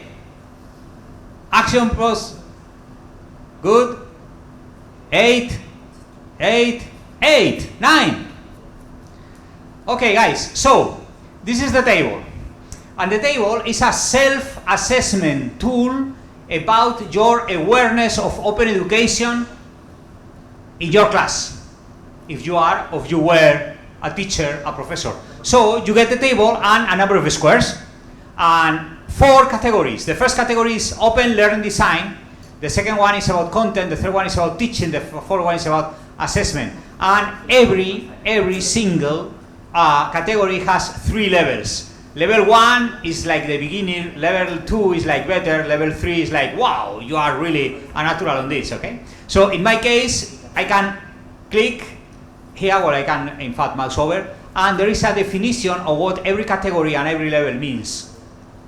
So if I go to, in my case, collaborative designer, says that collaborates in designing, I cannot read, functional diversity, I cannot read on the screen, sorry. I need to get a little further. So collaborates in designing her courses with close colleagues, either from the same university or from international subject-related teams. This means that I'm level 2 in terms of designing. If I go to the expert user on content, research, resources he has reused, openly through social media, blah, blah, blah. So the explanation is when you mouse over the link, okay? And you can get your self-evaluation profile about how open you are to open education in 4 different categories: creation, assessment, and the other 2. Is understood? This is a very basic tool that actually gives you a glimpse of your own understanding about open education. Any question?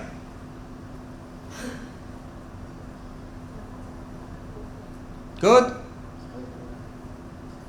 Simple exercise. You have a question? Don't be shy, please. This is most interesting. The most interesting. If you interact, as you know. Please, go ahead. Thank you. If we are individual designers, do we have to find a strategy to improve ourselves to be another level, or each level have pros and cons in different contexts? To you. You are free. Okay. You are a free man. You can decide how open you want to be. And as I commented before to your colleague, it's about the balance. It's about the balance. Because being open, completely open, means that you have to provide a number of resources, and maybe you don't have enough resources for everything. So if you provide resources to be completely open in design, maybe you cannot provide the same resources later for sharing, for instance. I don't know. Depends. You need to find the right balance for everything. Okay, very important. But it's up to you. It's your decision. Okay. Thank you. Openness is a free word. Good so far? Okay, so let's go to the next one. Pretty simple. In this case, I get out from here, and I close the accessibility one, and I come here, and let's go to ask you again and for the last time. This workshop is focused on policy, okay? Policies. And I need to understand what you know about policies. Very important. Because depending on what you tell me, I will tell you back.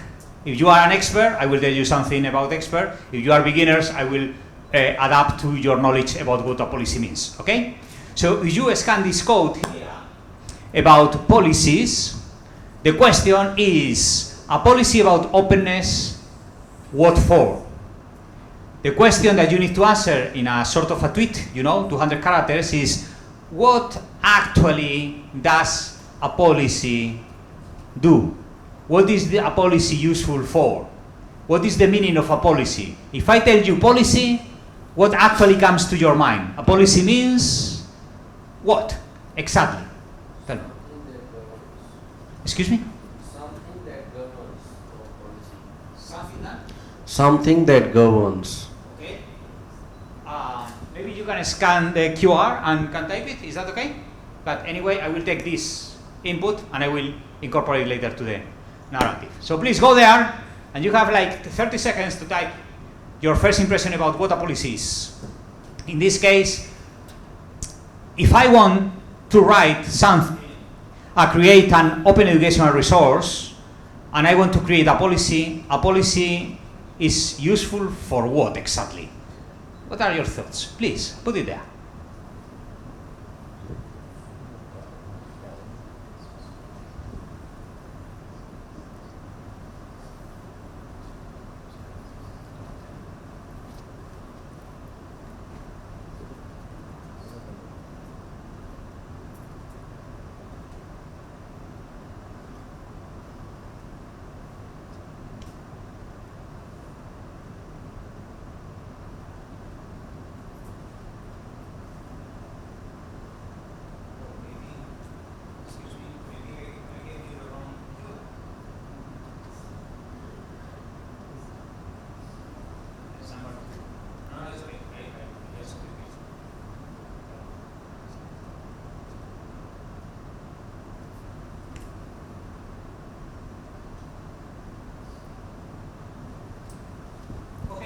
So, a policy about openness, what for? To make things go on, like our colleague said, for instance, okay? And I submit, and that's it.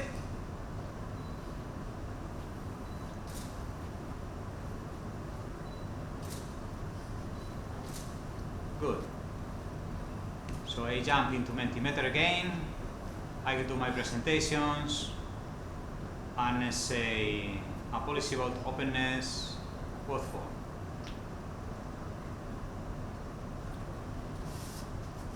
Present. And this is what you are saying right now.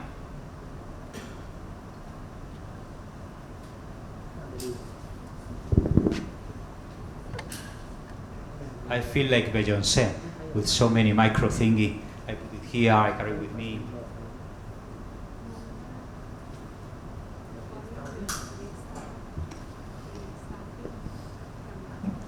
So, this is what you say about policies. A policy about openness, what for? And I will start with your colleague. He said, to make things go on.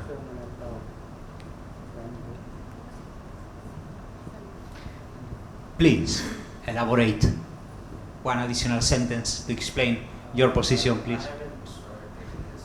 I did it for you. Okay. So something that governs is actually because policy is something that can gives the guidelines, the framework, guidelines, the blueprints. So without the policy, there's no directions. So it's like giving the directions what to do and how to do it. Thank you. Very wisely said. Thank you so much.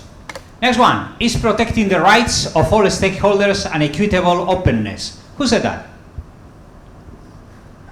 You're speaking too much, eh? Oh, come on.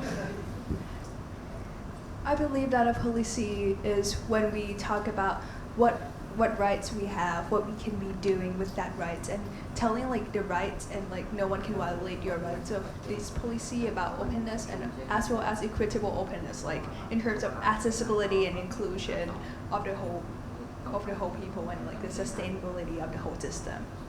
Thank you so much. If I can have to add, it's also about the duties, not just about the rights. It's always a trade. It's what I should do and what they can do for me. Both things, both sides. Next one. Policy about openness should be about inclusivity and collaboration. We said that before. Anyone wants to elaborate further? Are you okay with the chat? Yeah, it's okay. Please go ahead. I feel like policies lay out the principles that ensure that certain rules are followed. Like if we make policies about inclusiveness and collaboration, then the principle will have to be followed, and it will also safeguard the rights of the people we're trying to provide for and protect. Okay, thank you. Very complimentary what your colleague said right now.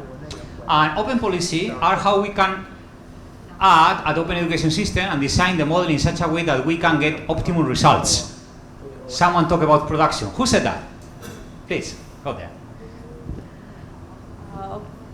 If we are like adapting any policy or creating any model, we need to have a certain level of policy so that we can get the optimum result, because it includes all the security at security level as well, and like how we can deliver the things to the people out there. So we need to have a set of rules and regulations so that it's not violated, as well as we can adapt it and we can get the optimum results, because we cannot put anything and everything on the model. That should be defined. Very well said. You are an optimistic. You said policy is about optimum results. This is really nice. You go for politician. Really nice. You for president. That's good. So, a global governance, rules and regulations to exercise the rights that can be done, use, share, and duplicate. Who said that? No, not again. No, the next one. But anyway, let me highlight the last sentence. You said, use, share, and duplicate. That's very nice. It's not just about consumption. Okay? It's not just the consumer. It's also about share, about doing things, which is really nice. For a more accessible resource that is available to all, we always said that. Open policy are how we said that. A set of rules and guidelines to govern and how we said that. For directing how future educational materials are created, used, and shared. Who said that? Not you, no? Not again, no? Who said that? The first one. For directing how future educational. Who said that? You. Oh, sorry, I didn't see you. Please elaborate. I think it's the same thing as what Prim's trying to say. Just policies or rules that would like just lay out how future educational materials need to be created by using other collaborative tools and works of that derive from open sources, and then use it in the same way and then shared so that everybody else can also use it and keep it open shared. Very nice. I like your last part of the sentence, the last corner where it says created, used, and shared. Okay? Created, used, and shared. This is really nice. It's not just about, again, drinking from the source. You can share, you can do things. I'm going to share a slide with you that it was not really on the, well, it was, but it wasn't. It wasn't. Let's see if I can find it, because I have many things open here, but I try to open this. Basic, this is not. Basic is not. Is the other one, which is this one. So a colleague of us, David Whaley, some time ago,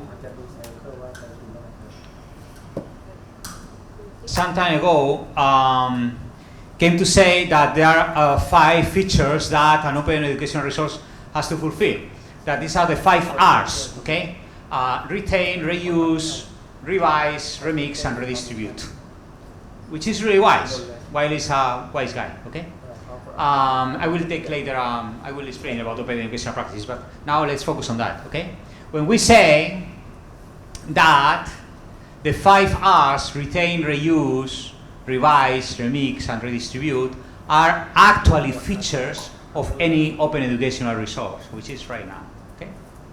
I miss one thing, produce, okay?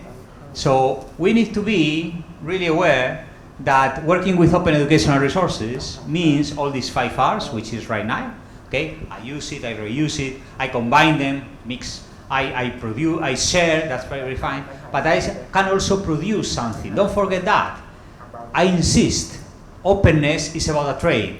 It's about bidirectional, multidirectional relations. It's not that I go just to YouTube and I download everything and that's it. This is not the case, okay? I need to produce something because you know the Jacob Nielsen rule, the 1990. Do you know that one? Jacob Nielsen rule. Do you know? Let me check. It's one of the latest 1990 should be here. 1 second, I think this would be not difficult to find.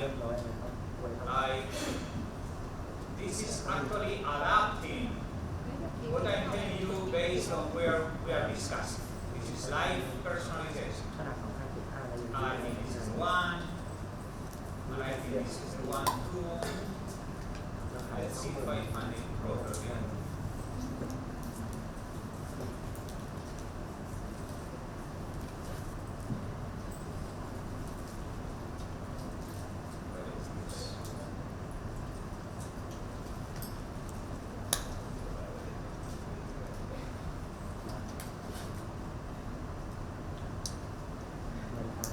No, I cannot find it properly, sorry. I thought that it was very at hand, but it's not.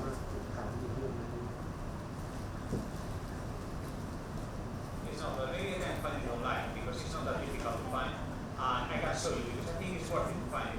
If I go here and say Jacob Nielsen 1990, let's see if we find it easy.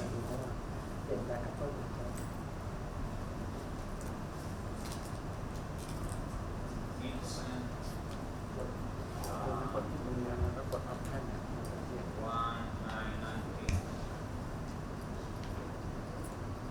This is okay. I think this is okay. It's not exactly what I expected, but I think that we can see that, okay? So this rule here is the rule of the 1990, okay? This is it was written by a guy called Jacob Nielsen in the 80s, 90s or so about websites.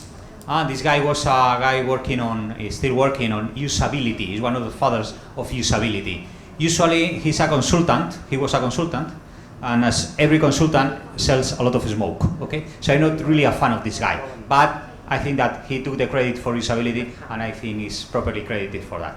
So this guy built this pyramid about when you contribute, it happens the following thing. 1% of the people are actually the drivers.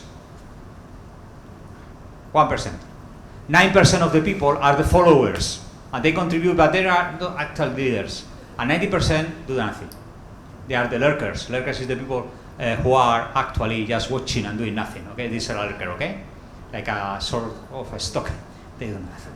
So you have 1990, and it happens everywhere. For instance, here in this class, how many people actually have contributed with questions and answers?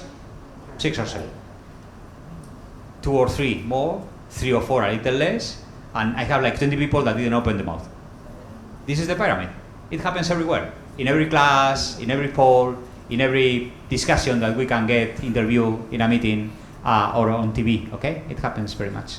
So what happens is that it's very important that when we work with the production is the tip of the iceberg. Production is the guys who actually drive the content, drive the policy, do things. The other 9 people, the other 9% people is the people that can follow that and also produce, but they are not the leaders of the. And the other 90 is the lurkers. who is a learner talking about educational content? I go to a MOOC, I download the MOOC, I follow the MOOC, and I do nothing else. But open education means that I can also give back. If you don't give back, you are a lurker.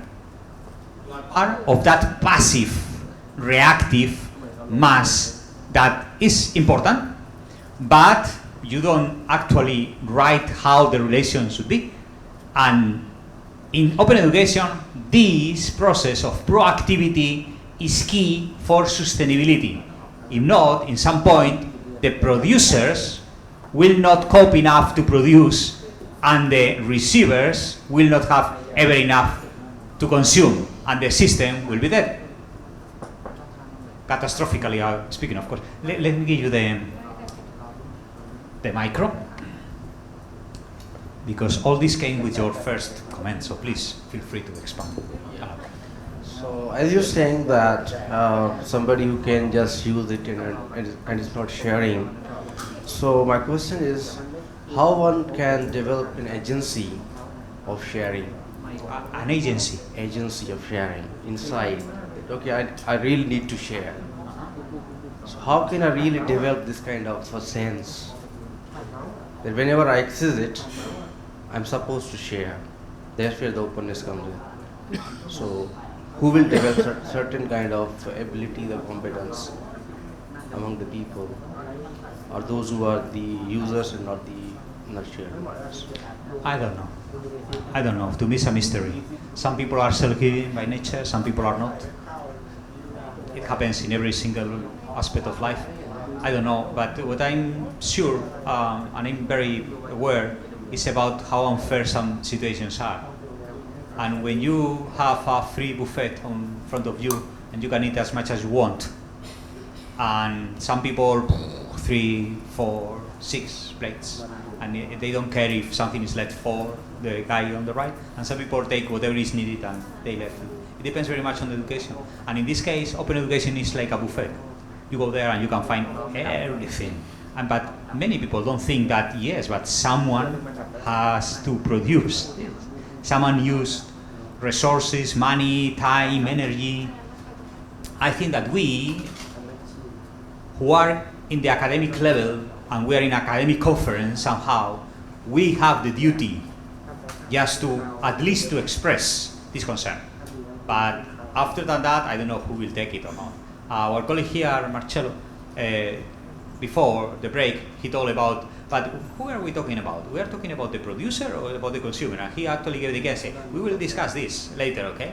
About when you produce something, open means that someone always pays in time, in energy, in money, because Wi-Fi is free. Hey, I have free Wi-Fi. Yes, to me, but the hotel needs to pay the fee, the connection, the router, the technician. For the hotel, it's not free. It's free to me. Okay, so we have to be aware. I think that we that have a level of understanding and knowledgeable people that we are, we need to understand that if we put together all the stakeholders around the table, some people will benefit for sure, but we also have the duty to try to counteract when we are talking about openness. It's not a business, okay? But it's my personal reflection. I don't know how to encourage that beyond trying to be self-reflective and share. Because the question that I'm asking in line with the teacher development programs, because like if you are supposed to bring the openness or open educational resources to the education systems, then it's the responsibility of the government to develop the competence of those teachers, yes, who can really use and share. So that's why I just connected with the policy, because it must be part of the policy again. Yeah, I understand. In terms of education and teachers, school teachers mainly, but university professors too, they usually lack of resources, of time. They work very much with teachers, very much, in many countries, very much. And the complaints are always the same. We lack resources, we lack time, we lack people, we lack a number of things, okay? And if you say, and now you need to produce something into the open, say, come on, I don't have time, I don't have resources. So the right policy there, thinking of educational policy, regional or national policy-wise, is that if you work 40 hours a week, we can make the right distribution to assign a 10% of that to produce open resources, so you don't actually work during the weekends. It's part of your job description. For instance, second one, if you produce, I will give you some extra money because you produce something, okay? It's off your daily work, so you make an extra, I give you an extra. And these two policies usually work pretty well. And the third one is the ego, the recognition. If you write this or produce this OER or this video or this lesson for free, you will be listed as one of the contributors. So you get either ego, either money, either solidarity. These are the three main drivers for people to produce in terms of data. And it works. It has worked in the past. Depending very much on the culture, many people will contribute because of solidarity and self-given, and many people will say, hey, I get $50 extra. And well, everything is compatible, okay? Very difficult subject, very difficult. I wouldn't like to be in the Ministry of Education just to try to encourage these things, okay? So, we were commenting about these things, okay? And the 5 R's. Remember, retain, reuse, revise, remix, redistribute, and produce. We need to produce something, okay? It's part of the trade, very important part of the trade. Any questions so far?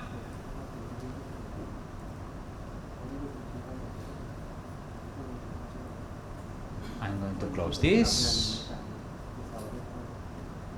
1 second. This is the one that I want to close. And this is about the agenda. So, I had many things to discuss with you today. Unfortunately, we only had 3 hours, which in principle is a lot, but in practice is not, okay? I usually give this type of issues alone a full semester. So, meaning a lot of time. So 3 hours, this is just a glimpse, it's a snack, okay? But I hope that is enough. So when you see all these sections about credentials, about actions, ethics, licenses, a number of things, okay, I need to pick up a number of them, because still we have 30 minutes left. In 30 minutes, the workshop is over, okay? So we need to be very selective about what we do. So if you agree, and I want to share with you, so we can decide together, I think that we can discuss about licensing, because it's key, and I can give you a couple of examples of policies, and I can give you the links, so you can go there and check if they work for you. Anyone else, any of you would like to, I don't know, discuss or present any other section here in the agenda? I want to focus on licensing and examples, so maybe you want to discuss about ethics, or credentials, or anything else. Just let me know, please, go ahead. Let me give you the microphone. I'm busting my feet. Thank you for the opportunity. I really wanted to know what are the strategic actions we can take for the better improvement of the model, so that it doesn't only stick to particular part of openness. You know, like openness is everything. It may be beyond boundaries, beyond education, or maybe like beyond disabilities, right? So how can we make a strategy? I know it's impossible to cover all the the demands, but we can come up with a better demand by implementing few actions. What kind of actions will be better for a good model or good strong strategy that helps for openness of education? Wonderful question, thank you so much. I will introduce that part when I show you the example, because the example also provides a number of actions, and I will link with your question. If you allow me a couple of minutes, I will link it now. Good? But thank you so much, very nice.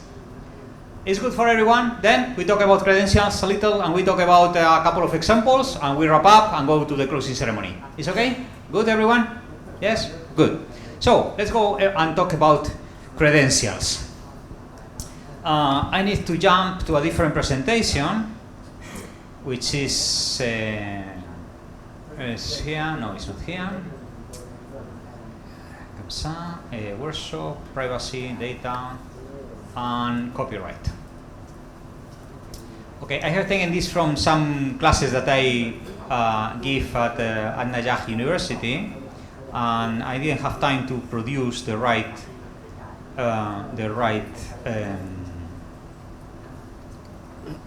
formatted presentation into the format for this workshop, but I think it's just a white background, so it doesn't mean much at all. Maybe you know Creative Commons. Maybe you know it, the CC, okay? In Creative Commons, you have a number of licenses. These are the main ones, okay? You can tag an open educational resource like this bottle. You create it and you are the owner. And you can tag the access and the use of this bottle in a number of ways. But you have to be aware of one thing.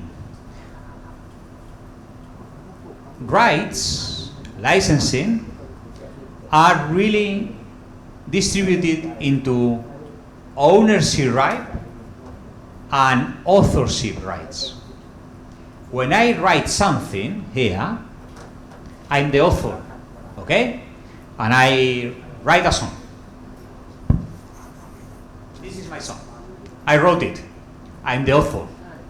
And now, I sell it to you. Thank you. And you are the owner. This is the intellectual property right, the authorship right. I cannot neglect it. I cannot give it away, ever, unless I work in the black market and I sell it for free and someone signs the music on behalf of me and I'm on the black market, which happens every day, even with very famous writers in the world, okay? But if this is not the case, I'm the writer, I'm the author. And I will be always the author. But she is the owner. So she can do with the music whatever she wants. For instance, thank you. I have a Picasso. You know Picasso, who is the famous painter? Spanish one. Painter, okay? And I have Picasso behind me. This is my Picasso. I'm the owner of the Picasso. But Picasso painted. He is the author. Nobody can deny that. But I bought it by 30 million bucks, by the way. And I bought it and it's mine. Okay? It's clear, the example, right? Distinction between who did it and who owns it. Well, when we come here to Creative Commons or any other thing, what we are giving away is the exploitation rights, the ownership rights. We cannot say, I did it, I didn't do it. No, no, you did it and you signed it and it's yours. You cannot give away your authorship, ever. Many people think that open means that you don't sign or you don't take credit or I can use whatever you did and don't cite that is yours because it's open. I can take it. And this is piracy. It's hacking. I cannot hack the work from others. If I take something, I can take it based on the regulations that this guy gave away, and I have always to cite the way. Always, always. So it's not mine, it's yours. I put it there, it's yours. Thank you for sharing, that's it. But I have to put it. I cannot copy, paste, and put it on the screen. That's impossible. It's piracy. That is stealing. Do you understand the difference? Because 90% of the people, the lurkers, think that everything is free. Well, everything from the others, not mine, okay? Because since I don't give anything, whatever I take is free for me. And even the right of the author, I can remove it. No, you cannot remove it, ever. Very important, okay? Key question. So, when we come back to exploitation rights, there are a number of things. For instance, by attribution. So, I need to get cited. This is attribution. The second one, share alike. I can use the resource download it and share to others. Share with others. This is share alike. The next one, no derivatives. I cannot make modifications. So I say that everyone can use it, but please don't tune it. It's not free to change anything. You use it as it was actually created.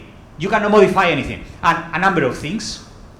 And later, when you are satisfied with this, you take the tag and paste it in your open educational resource. And since that moment, you are the author, and at the same time, you establish which type of exploitation rights you apply to your own creation. And nobody can take away that from you, because that piece of work is yours. It's understood? I'm very energetic because publishing rights, exploitation rights, dissemination rights are based on people who don't care a shit about this. And they steal all the time. They take the credit all the time. And you don't have even the power to fight back because you are a single end user and you cannot say anything. So you have to be very careful with whatever you write, and you, since the very moment that you put it online, at the same time, you stamp the property, in this case, exploitation right that you want to share and how. Very important. And if you do that, you will be fully covered, in principle. Understood? Questions? Any question? I see that my friend Ahmed is smiling at the end, because we have discussed this many times in the past. There are bad people in the world, okay? They want to take credit from something that is not theirs. So, more. Any question? Good? Please, go ahead. I will give you mine. If someone take credits from you and you have this copyright, you can actually sue them back, right? Yes. Right. Yes. This is legal. Point of, this is legal. Legal doesn't mean that you have something and has to go to a registration, notary, whatever. You actually, when you upload it and you say the rights of your thingy, that's legal per se. So if someone breaks that confidence between, that trust bond between you and the end user or whatever, you can go hire a lawyer and you sue that guy and that's it. Well, yeah, but open doesn't mean, open means a lot of things. You need to put the shades about how open you want the things. So you can say that it's by attribution, share alike, no derivatives, no commercial, and the last one, okay? The number 6. And this means that people can use it, full stop. That's it. So if that guy use your thing and at the same time makes a translation into French, this is not the right that you share. You share a different right. He's taking advantage of your content to make a different product, and you can sue him or her. Gender equality doesn't matter. You can sue no matter the gender. Okay? Please. My question is like, if I have created something and I initially thought that it's free for everybody and it comes under the license 1, right? But afterwards, I thought that it should not be in 1, but it should move on to the 4 or 5. So, is it possible that I can change these licenses? You can. Legally and practically speaking, you can remove rights, you can apply rights. It's your thing. You can do whatever you want. The only thing is that depending on the version that you are using and depending on the date, someone can counteract against you and say, okay, guy, you said in 2023 that I could use it. And now you are having second thoughts, and in 2025 you say that I cannot use it. But now it's distributed. I use it to put it here, there. So you can take that back. But it takes a lot of effort, energy, and manpower to make other people, under the basis of your previous registration and exploitation rights, to take now an action based on your post thoughts, okay? It happened, it's like the right to be forgotten, I don't know how to what's the name in English, sorry. I don't want to be in Google. Why? Because I don't. Why should I be in Google? I don't know. I made something. There was a case that a guy that was sentenced when he was 17, he made something bad, and now he's an adult, and he said, well, I was a child, and it was in Google, but I don't want to be really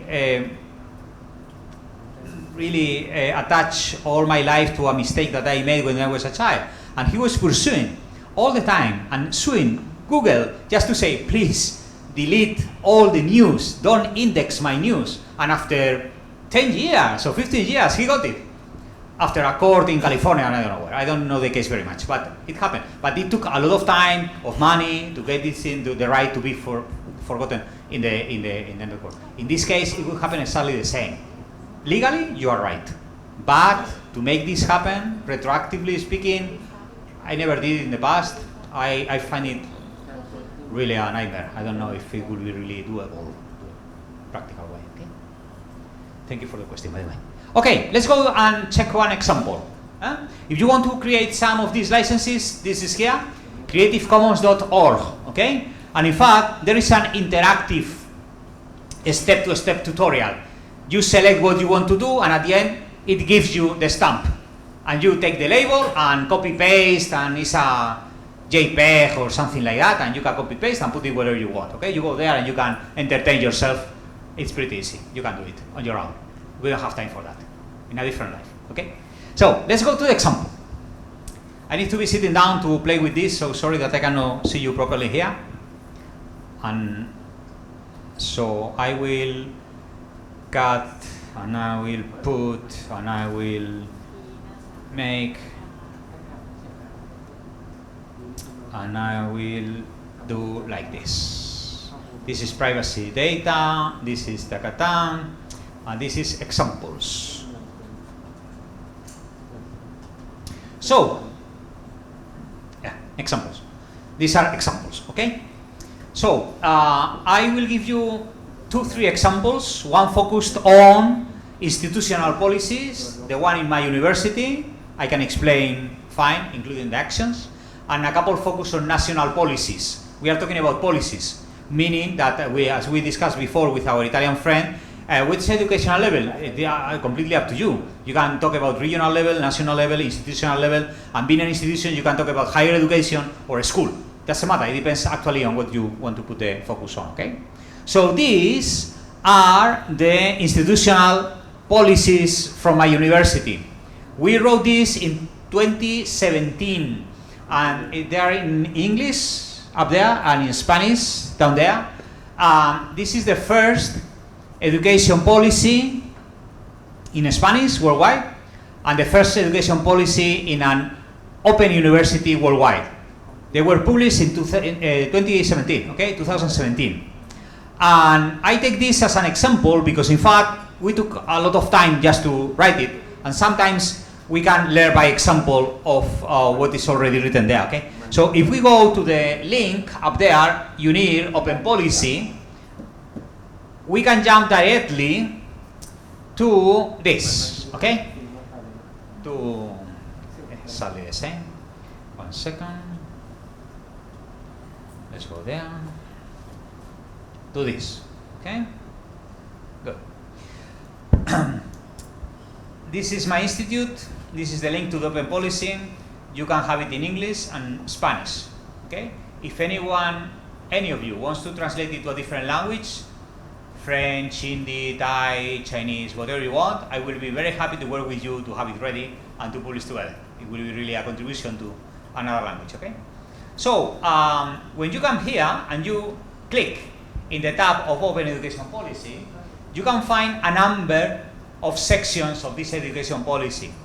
You can find the introduction, the definitions, a number of things. And I'm going to highlight a number of them. As our colleague was commenting before, a policy is something that makes things go on. Rules, regulations, settings, just to make it last, okay? And put some sort of rights and duties, as our colleague commented here. So you make a sort of a framework, like later it has to be implemented. So in my view, a policy is not just about the theoretical approach. It's also about the actions that our colleague was commenting before can be carried out to implement that theoretical approach. Okay, it has to be hand to hand. Okay, the theory and the practice to apply that. So when you come here, you can see first the definitions. For instance, I like this very much. You go to the definitions, and you can find one definition by the Open Education Consortium, one definition by the Berlin Declaration, one definition by Atkins, Brown, and Hammond, another one by Baraniuk, another one by the ICDE, another one by Domes. So at the end, what we have is 12 different definitions about what open education means. And this is one of the greatness of open education. In the beginning, I said, in the beginning of the workshop today, I said, this is question that I said, what do you think about open education and open science? Is the most important part of the workshop. Why? Because you all can define what open education means to you. And that definition will be valid too. There is no one single definition of open education that is globally accepted. I collected here 12, but there must be 30, and all of them are valid. You need to write your own parameters, boundaries about what open means in your context. And this is very important. The greatness of open education is that even the definition is open. The same applies to open science. If I come here, again, you can find the purpose of the policy, you can find the potential impact of the... Can you see this properly? I'm going to put it a little larger. The purpose of the policy, the potential impact, blah, blah, blah, and the strategies. You have here the priorities, okay?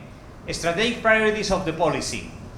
And the policy means that we need to provide some guidelines, and these are called priorities. Priority 1, increase the amount of UNIR resources. UNIR is my university acronym, okay? La Rioja. UNIR resources released as open educational resources. So, when you said about actions, this is one action that we talk to our faculty members. We need to increase the amount of textbooks and materials that are actually into the open. This is one action specific that we try to implement at the university. The next one, integrate existing OER as appropriate into UNIR courses. This means that it's not just to create, it's that something that is already in the open, we can collect it and integrate that into the official programs and the graduate and graduate programs. It's not just the official textbook. It's that if I like a YouTube video, I integrate that YouTube video as part of my official speech as a faculty member, okay? The next one, support the creation of OER as academic resources. And we pay people. We say, if you create something as open educational resource, you will get 100 euros for whatever. And we increased the largely 25% of our resources now are open, okay, which is a lot, by the way. Number 4, develop an open access approach for UNIR research data. Very important. We are researchers, so it's not just about writing a course on learning language. Our research outputs, in this case the data sets for instance, can be also open. So we put it there because researchers are usually lacking data. We upload data so people can use them for their own research.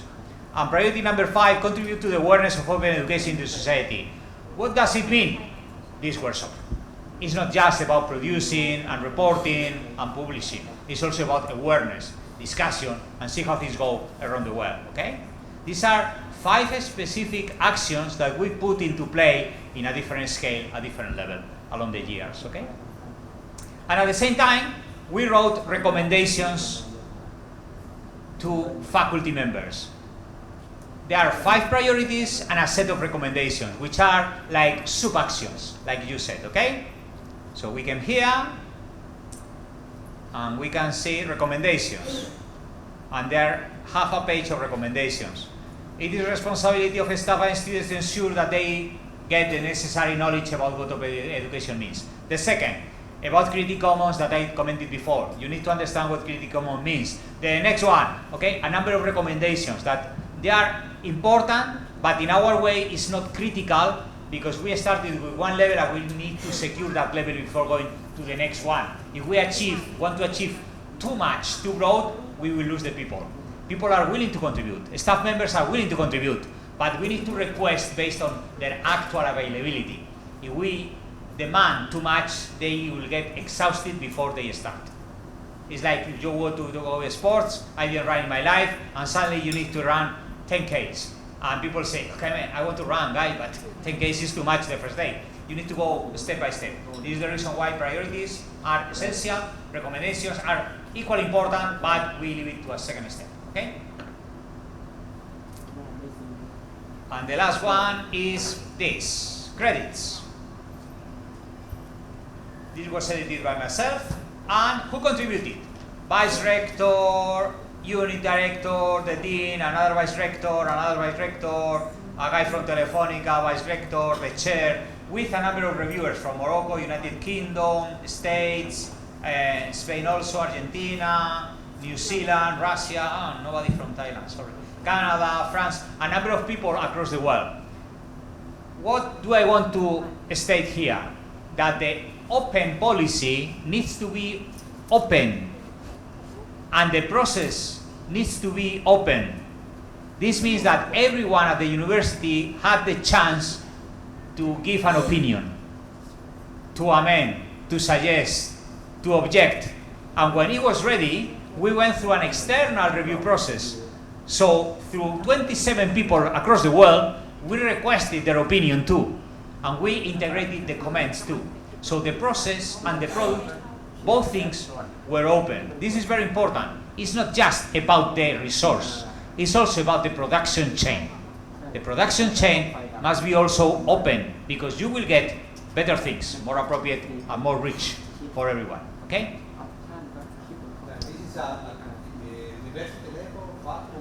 This is higher. This is a university. Higher education, tops.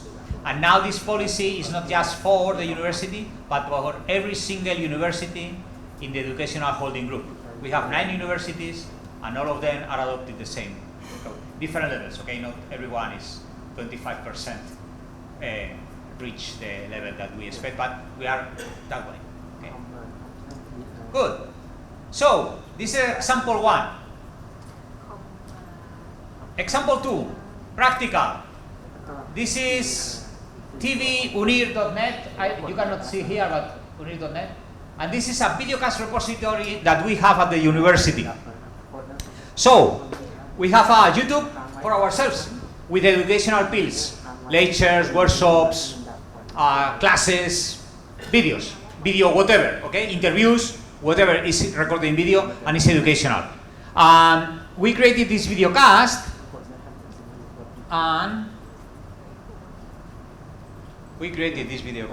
and maybe the batteries are off, so I will follow with the arrow and that's it. Like this, for instance. This cannot go either. What's happening here? Let's try. Okay, now it's working. Maybe I didn't have the mouse where I should have it.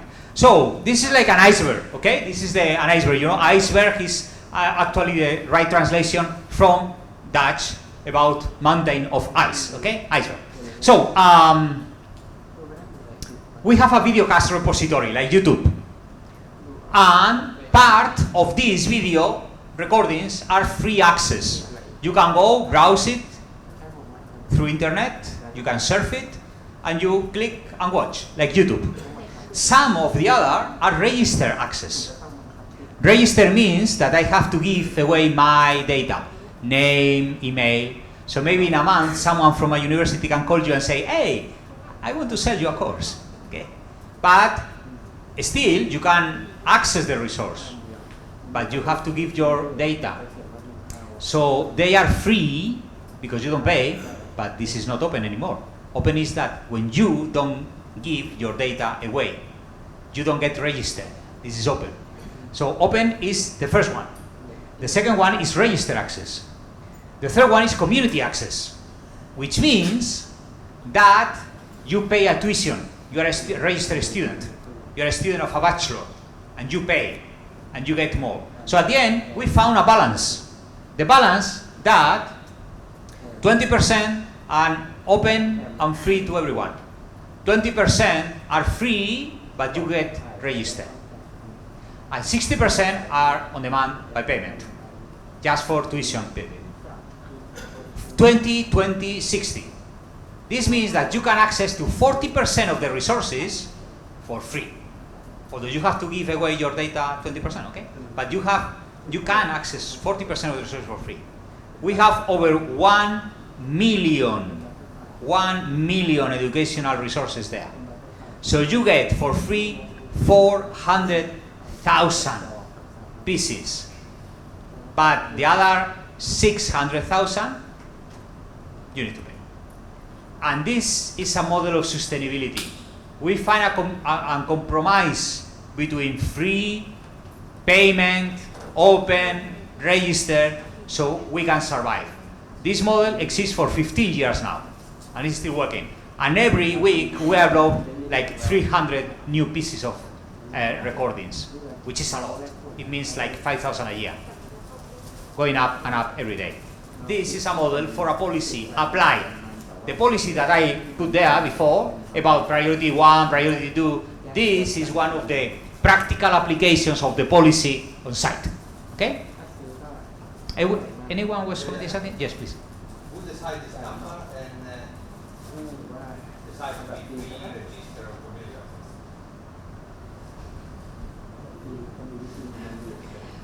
And I had to go to the executive board, and the executive board said, okay, and we agree and we implement it. My university is a private university, so we are a company. So everything that we cannot charge and we don't get money from is something that costs money from us. Okay, we're a private company. So when we give away 40%, is that we actually give away 40%. We are not charging anything. We are losing money. Okay, so I need to go to the executive board and say. And they say, Daniel, again? You are asking again for free? Come on, guy. This is my role, and I do that. So, national example. This is not just focused on the institution, it's focused on a country. And the country in this case is Morocco. 2016 maybe, we wrote the National Declaration of Open Educational Resources for Morocco. A group of 30 people. We were together during a number of months, and we put together the declaration. You can find it there, okay? openmedproject.eu, OER Morocco Declaration. And you will find similar things. It's not the same, because it's not institutional. It's not for a company. It's not for a university. It's for a country. So you will find some things a little broader, more focused on general aspects, and less focused on practical things, okay? But they're still very valid. You need the national, you need the regional, you need the institutional, and later the personal commitment. You need every single layer, okay? I don't go through the specific details. I just want to give you the link so you can go there and check by yourself. And the last example is this. You can go to this example, this study that we ran in 2018, I don't remember right now, or 19, I don't know, 3 or 4 years ago, before the pandemic, I think. And it was a study across Europe, okay? Across Europe. And we took the 28 member countries by then, because now UK is not, United Kingdom is not part of Europe anymore. And crazy is, so still we are 28, but we have changed the game players somehow.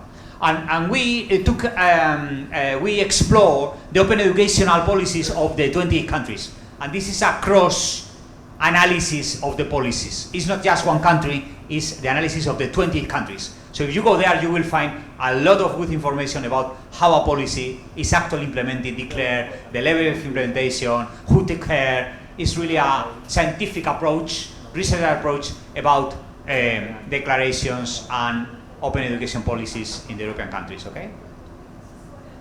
One second. I give you mine, I don't know where the other is. So please.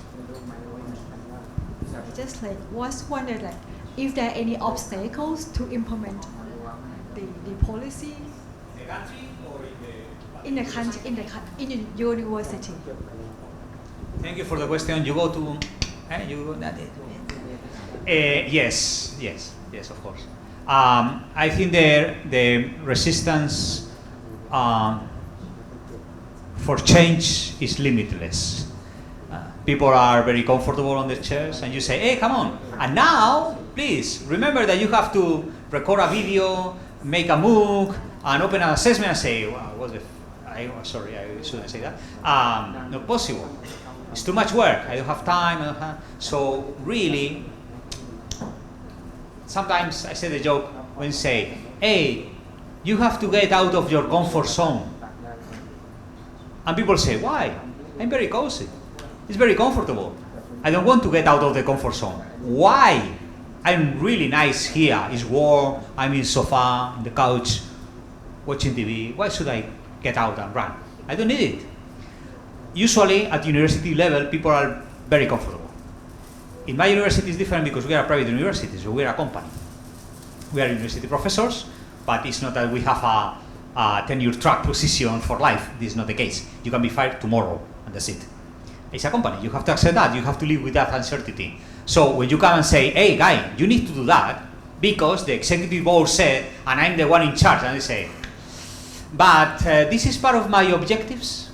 If this is part of my official objectives, I will do it. But if this is something on top of that, I don't do it. Because if I don't meet my objectives, I will get fired. No matter if I follow your open education policy. So there is always a fight. It's not easy, it was not easy, and still is a daily battle. And on national level, that I have experience on the national level, is impossible. People don't care. You write the policy and you put it there and say, okay, just another thing from the minister. I don't care. Really, 95% of people, and later you have principals from schools or rectors or chancellors from the university, and they are very committed and they want to push, but really, the pyramid of the Nielsen, 1990 on national level is 0.5, 2.5, and 95 of people just doing nothing. There is another level, the haters, that try to do anything in their change in their hand just to make things not happening because they are haters and they hate everyone, and you are doing something that they don't like. Okay, this is what happens usually in terms of politics. Yes, it is, but encouraging is needed. I think it's needed. I'm a true believer. I'm working on this for a long time, and I'm a true believer. It's really required in many countries when you go and work in many rural areas mainly, and people, you go there, they don't have resources, they don't have connectivity, they don't have technology, they don't have access. They have to. I have students in Peru. You know Peru in Latin America? They say, hey, professor, do you mind if instead of Monday I deliver on Wednesday? Because on Wednesday I go to the village, and on the village I can get Wi-Fi from the public library because in my village I don't have it. And you say, well, this is daily life. This is happening around the world, everywhere. Maybe here in Thailand too. It's happening everywhere. So some people actually need those open educational resources and the policy to move on and get better education, quality education, as we said before. So it doesn't matter if we don't succeed 100%. If we succeed 100%, and that 100% is meaningful to someone, it's worth it, at least to me. Thank you. So you can go there and look for this. And the last thing that I want to tell you is this. These are my contact information, data, okay? There is no QR here, sorry. But you can find the website of my institute, the one that I told you before about educational technology and educational innovation. We have a Twitter channel. Now it's called X, I think. X, no? It reminds me of Prince, that after he was do you remember Prince, Purple Rain? Prince, the musician, you know, they died, I think, a few years back. And he was called Prince, and later he wanted to be called Victor, and after that he wanted to be called by a symbol. Okay, this is exactly the same. Twitter, now it's called X, and in 2 months it will be called, I don't know exactly what. So to me, Twitter, and you understand Twitter, okay? If it's not called Twitter, I don't care. This is the email. You can contact me there for whatever you need. Okay.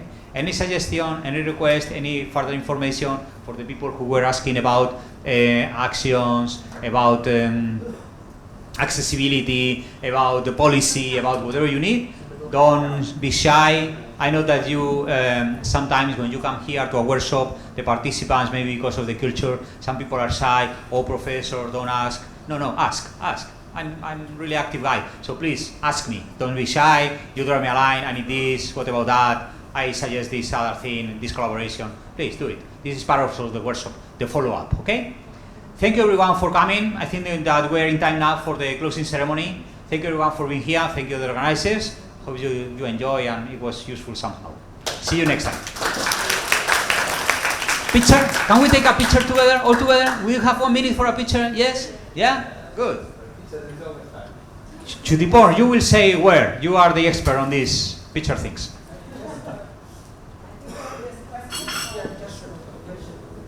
A last minute question. Of course. In your example of your policy on the, open education, you include open research data. So I just wonder whether it's possible to have a policy on integrated open education and open science, which include OER, open access, open research data, and open research. That would be lovely. That would be lovely. I fully agree with that. The only thing is that usually it comes with the researcher profile. They don't want to give away the data. They want to share the results. And this is a different battle, very difficult to follow. But I fully agree. We should do that. Thank you. Okay, I think it's before we move to the next session of the closing ceremony, I would like everyone to still stay with us because we want you to join our closing ceremony, not to leave the room. I see that you are now packing everything, but packing to be ready for the photo, that's fine. But not packing and then leave, okay? We need you a little bit more with us. And, but maybe we can do the photo session quickly, okay? But before the photo session, Daniel, thank you very much for the wonderful workshop. It was very interactive, and actually I think we learned a lot from this session. And the very afternoon session usually it's kind of people could get the energy down, but no, we have full of energy during the whole session. Thank you very much, Daniel. Thank you so much for the organization. You're welcome. And I have one small thing that you will remember us for the future years. This is a T-shirt for the event. I think it fits you well. I will not say the size. But you can try, and then if you don't like the size, you can still change. Thank you so much. So let's take a picture. Yeah, picture please. Picture please.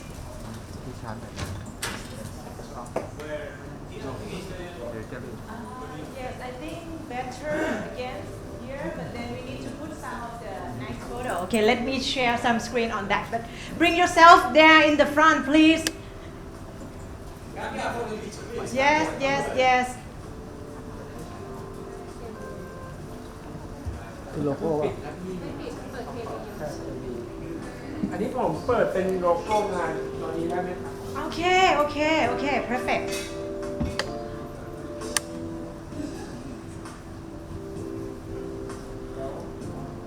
ช่วยถ่ายรูปเร็วนะครับนี่เลยนะ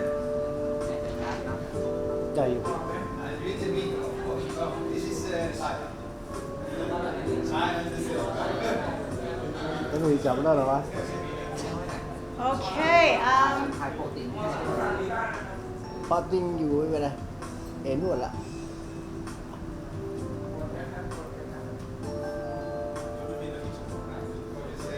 Yes, yes, yes. I think we need to say sawadi, right? Everyone remember repeat the word sawadi, right? 3, 2, 1, sawadi. โดดภาพนิ่งเลย Okay, one more time. Another action.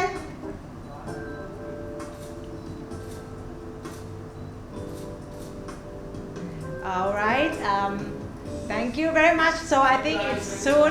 Don't leave the room, okay? Lock the door first. We only allow people to get in, not to get out. Yes.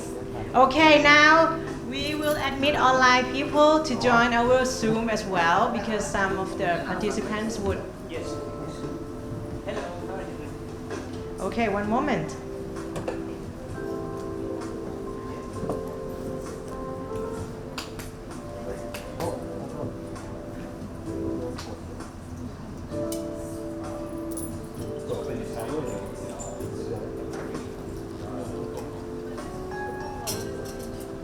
from the online, maybe we can test a little bit. If you can hear us, say something and speak something. Yeah.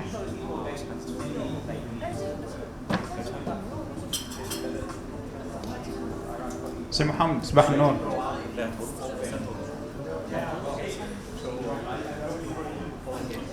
مانيش نسمع فيك. Yeah, he's talking but we cannot listen. I think maybe here.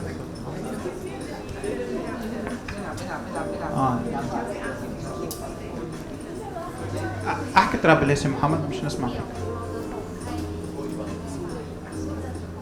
لا مانيش نسمع فيك. الميكرو بتاعك موشن ديتكت يا سي محمد. في الزوم الميكرو بتاعك موشن ديتكت.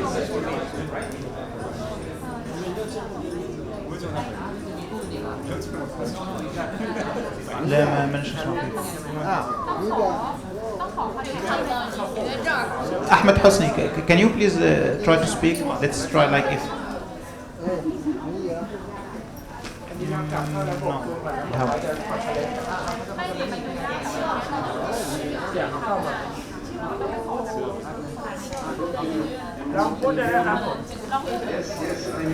Okay, now we can hear you. Now we can hear you guys. Okay, perfect. Can we turn on? Yes. Yeah, we turn up a little bit like the volume.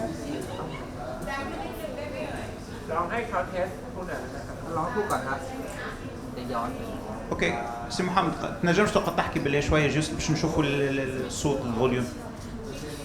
Okay, with pleasure. Pleasure to see Tingwen, pleasure to see Daniel. Yeah. Keep talking. Yeah, the voice is much better now. Hope you are enjoying your stay in Bangkok. Yeah, it was amazing. I think it's enjoyable and very nice city. Yeah, definitely. Yeah, that was perfect. This is Professor Chittipon, like she's from the local organizers. She did like an amazing job nice here. Thanks a lot. Nice to meet you, Professor.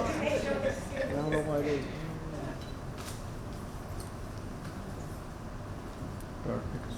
We can start now. Hello, Professor Jamie. How are you doing, Mohammed? Hello, Daniel. Nice to meet you. Nice to meet you too.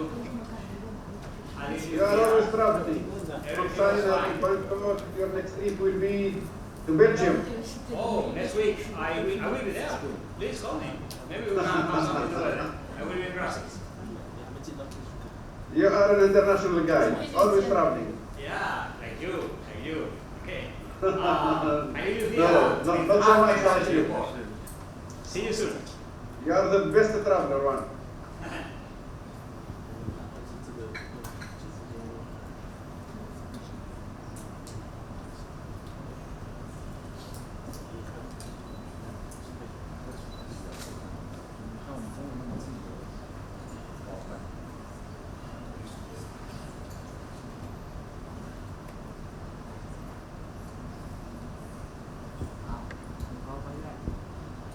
Okay, I think what I would like to do next, this is our time for the closing ceremony of the ICSLE 2023. And before I thank everyone or tell about this and that, let us see together what has happened in the last 2 days, right? Yesterday and today. So for the ICSLE,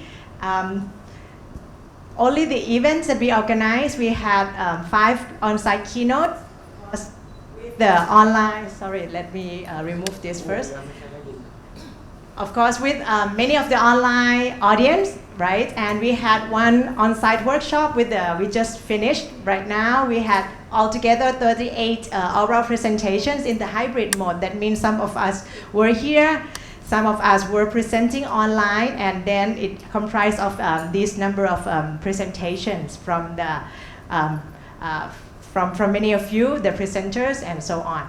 And actually, in terms of the sessions, right, we have had these 5 interesting presentation sessions, including this learning analytics, AI, smart technologies, and so on, comprising 12 presentations in total. We had innovative applications of smart learning presentations for about 10, and then online and digital spaces around 3.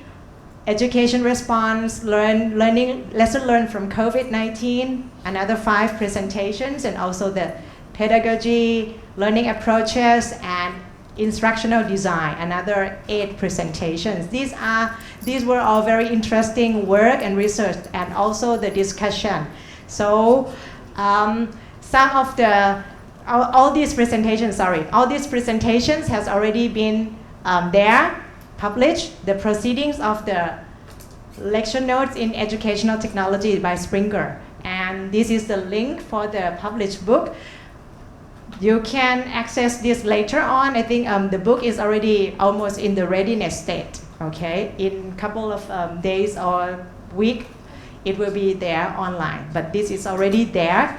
You can access as of now and see some of the metadata information about the volume. Okay, a few of the things. That is the photo compilation of all the things we have had in both days, right? Welcome session, opening ceremony. I hope you were there, right? And recall a little bit. This is kind of the group photo. Many people were together, 300 plus on site, and then few hundreds from online. And yes, we were not only the on site and online, right? We had also the metaverse participants and metaverse world. The keynote speeches in both days, day 1, day 2, right? Also the interactions with the online and on-site participants. That was a very interesting one. We had also all these oral presentations in this 5th floor room, meeting rooms. And yeah, many of you could recall yourself, right? You could also see the speakers and so on. I saw you already.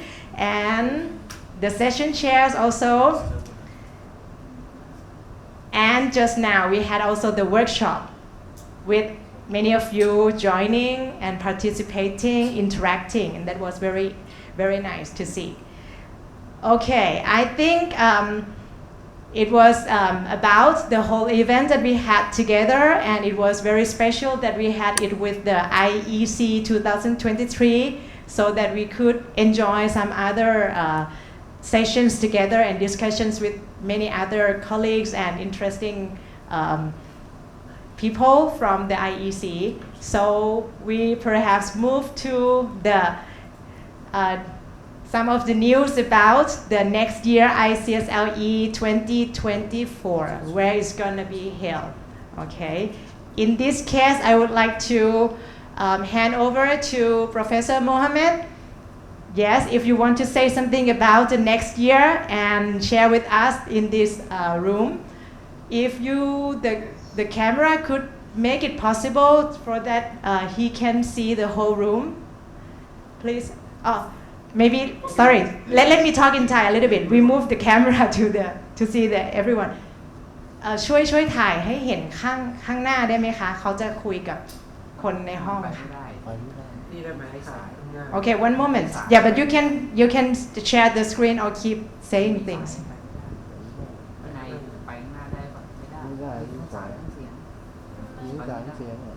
Okay.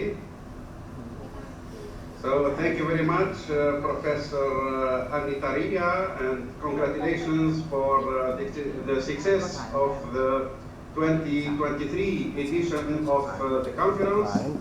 And with great pleasure, I would like to announce that the next edition, 2024, will be hosted in Tunisia. I prepared, if you allow me to share my screen, I prepared a small presentation. Yes, this one. Okay. Okay, it's visible. Please continue, but you can make a screen sharing. Okay. So I would like to say that we already hosted this conference in 2016, and now this is a photo in 2016. As you can see, Professor Wan, Professor Ting, Professor Maika Chang, Professor Ching Wan from Taiwan. Ting Wan already is is in Bangkok and in the photo. So this is, as you see, Tunisia is in the north of Africa. Are you seeing my slides? Yep. It's okay? Yep. Ahmed, it's okay? Yes, we can see it. Okay, so this is Tunisia and the map. It's in the north of Africa. Some information about Tunisia. The capital is Tunis. This is some photos from Tunisia. This is the capital, the main avenue. Tunisia is well known by its beaches and sea. This is the map of Tunisia. More than 3,000 years of civilization. And this is a video. Sorry, I will try to. This is a video to showing some places in Tunisia, the sea, the nice hotels.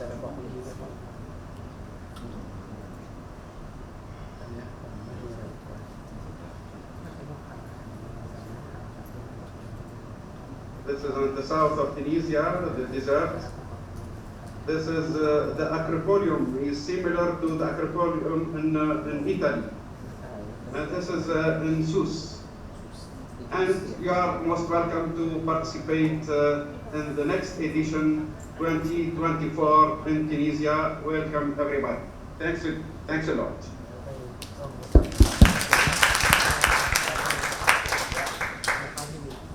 Thank you.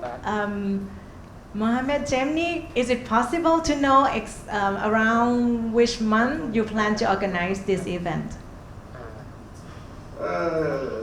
So the date I think we should agree with the scientific commission, but we are open. This is an agreement. It will be an agreement with our colleagues, members of the scientific committee, and no problem.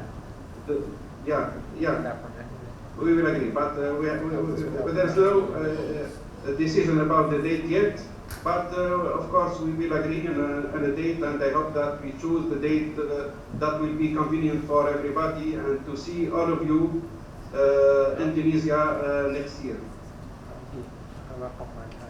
Thank you so much, Professor Jimmy. Thank you. Yeah, as a Tunisian, I could assure you that you will definitely enjoy it there. So I think you can start writing your papers from now on.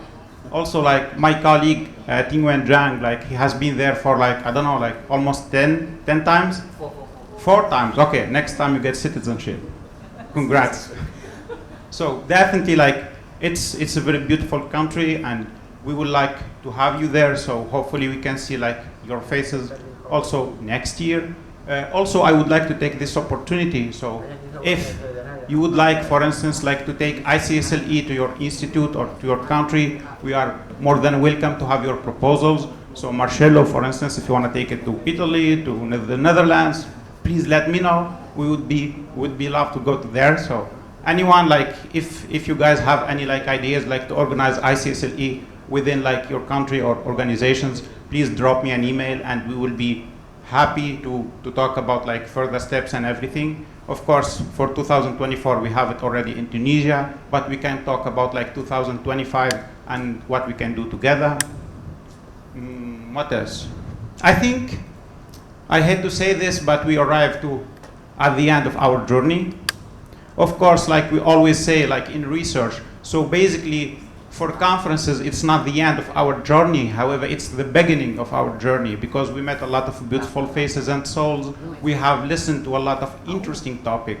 So I think we can take this opportunity to start talking with each other, maybe try to make a new research, new collaborations based on what you guys have listened to or have you seen. So that's why I always say to my students, conferences, it's always an opportunity to open up for networking, to make up new colleagues and new friends that you could work together to do a lot of things. So that's why I said true, theoretically it's the end of our journey, but practically it is the beginning of a new journey which too many colleagues could work together in order to achieve too many things. So before we close this session, I would like to thank all the conference committee, like the conference general chairs, the conference program chairs and co-chairs. I would like also to thank the co-hosts and co-organizers such as TCU, IIT, IISLE, and of course the local organizing team, the volunteers, the staff who have done an amazing job in order to successfully have the conference here. Last but not least, I would like also to thank all of our keynote speakers who have delivered a lot of diversified topics, and they have done the efforts to travel here and give such amazing speeches. I would like also to thank workshop facilitators, presenters, session chairs, and of course the participants who had unmatched energy with the pictures, the questions, with everything. So thank you so much everyone, and hopefully we see you again next year. Thank you.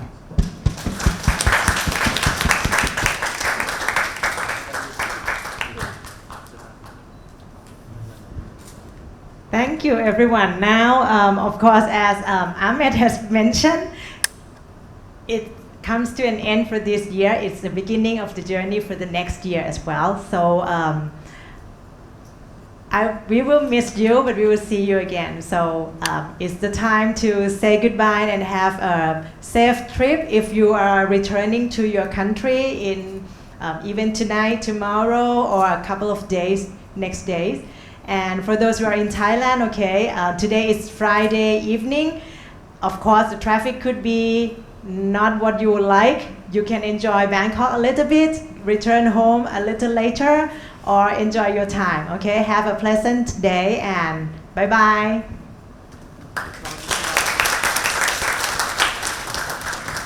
And thank you, Professor Gemini. We are closing here now, and then, the Zoom will be... Thank you very much. See you next year in Tunisia. Yes, see you. Bye-bye.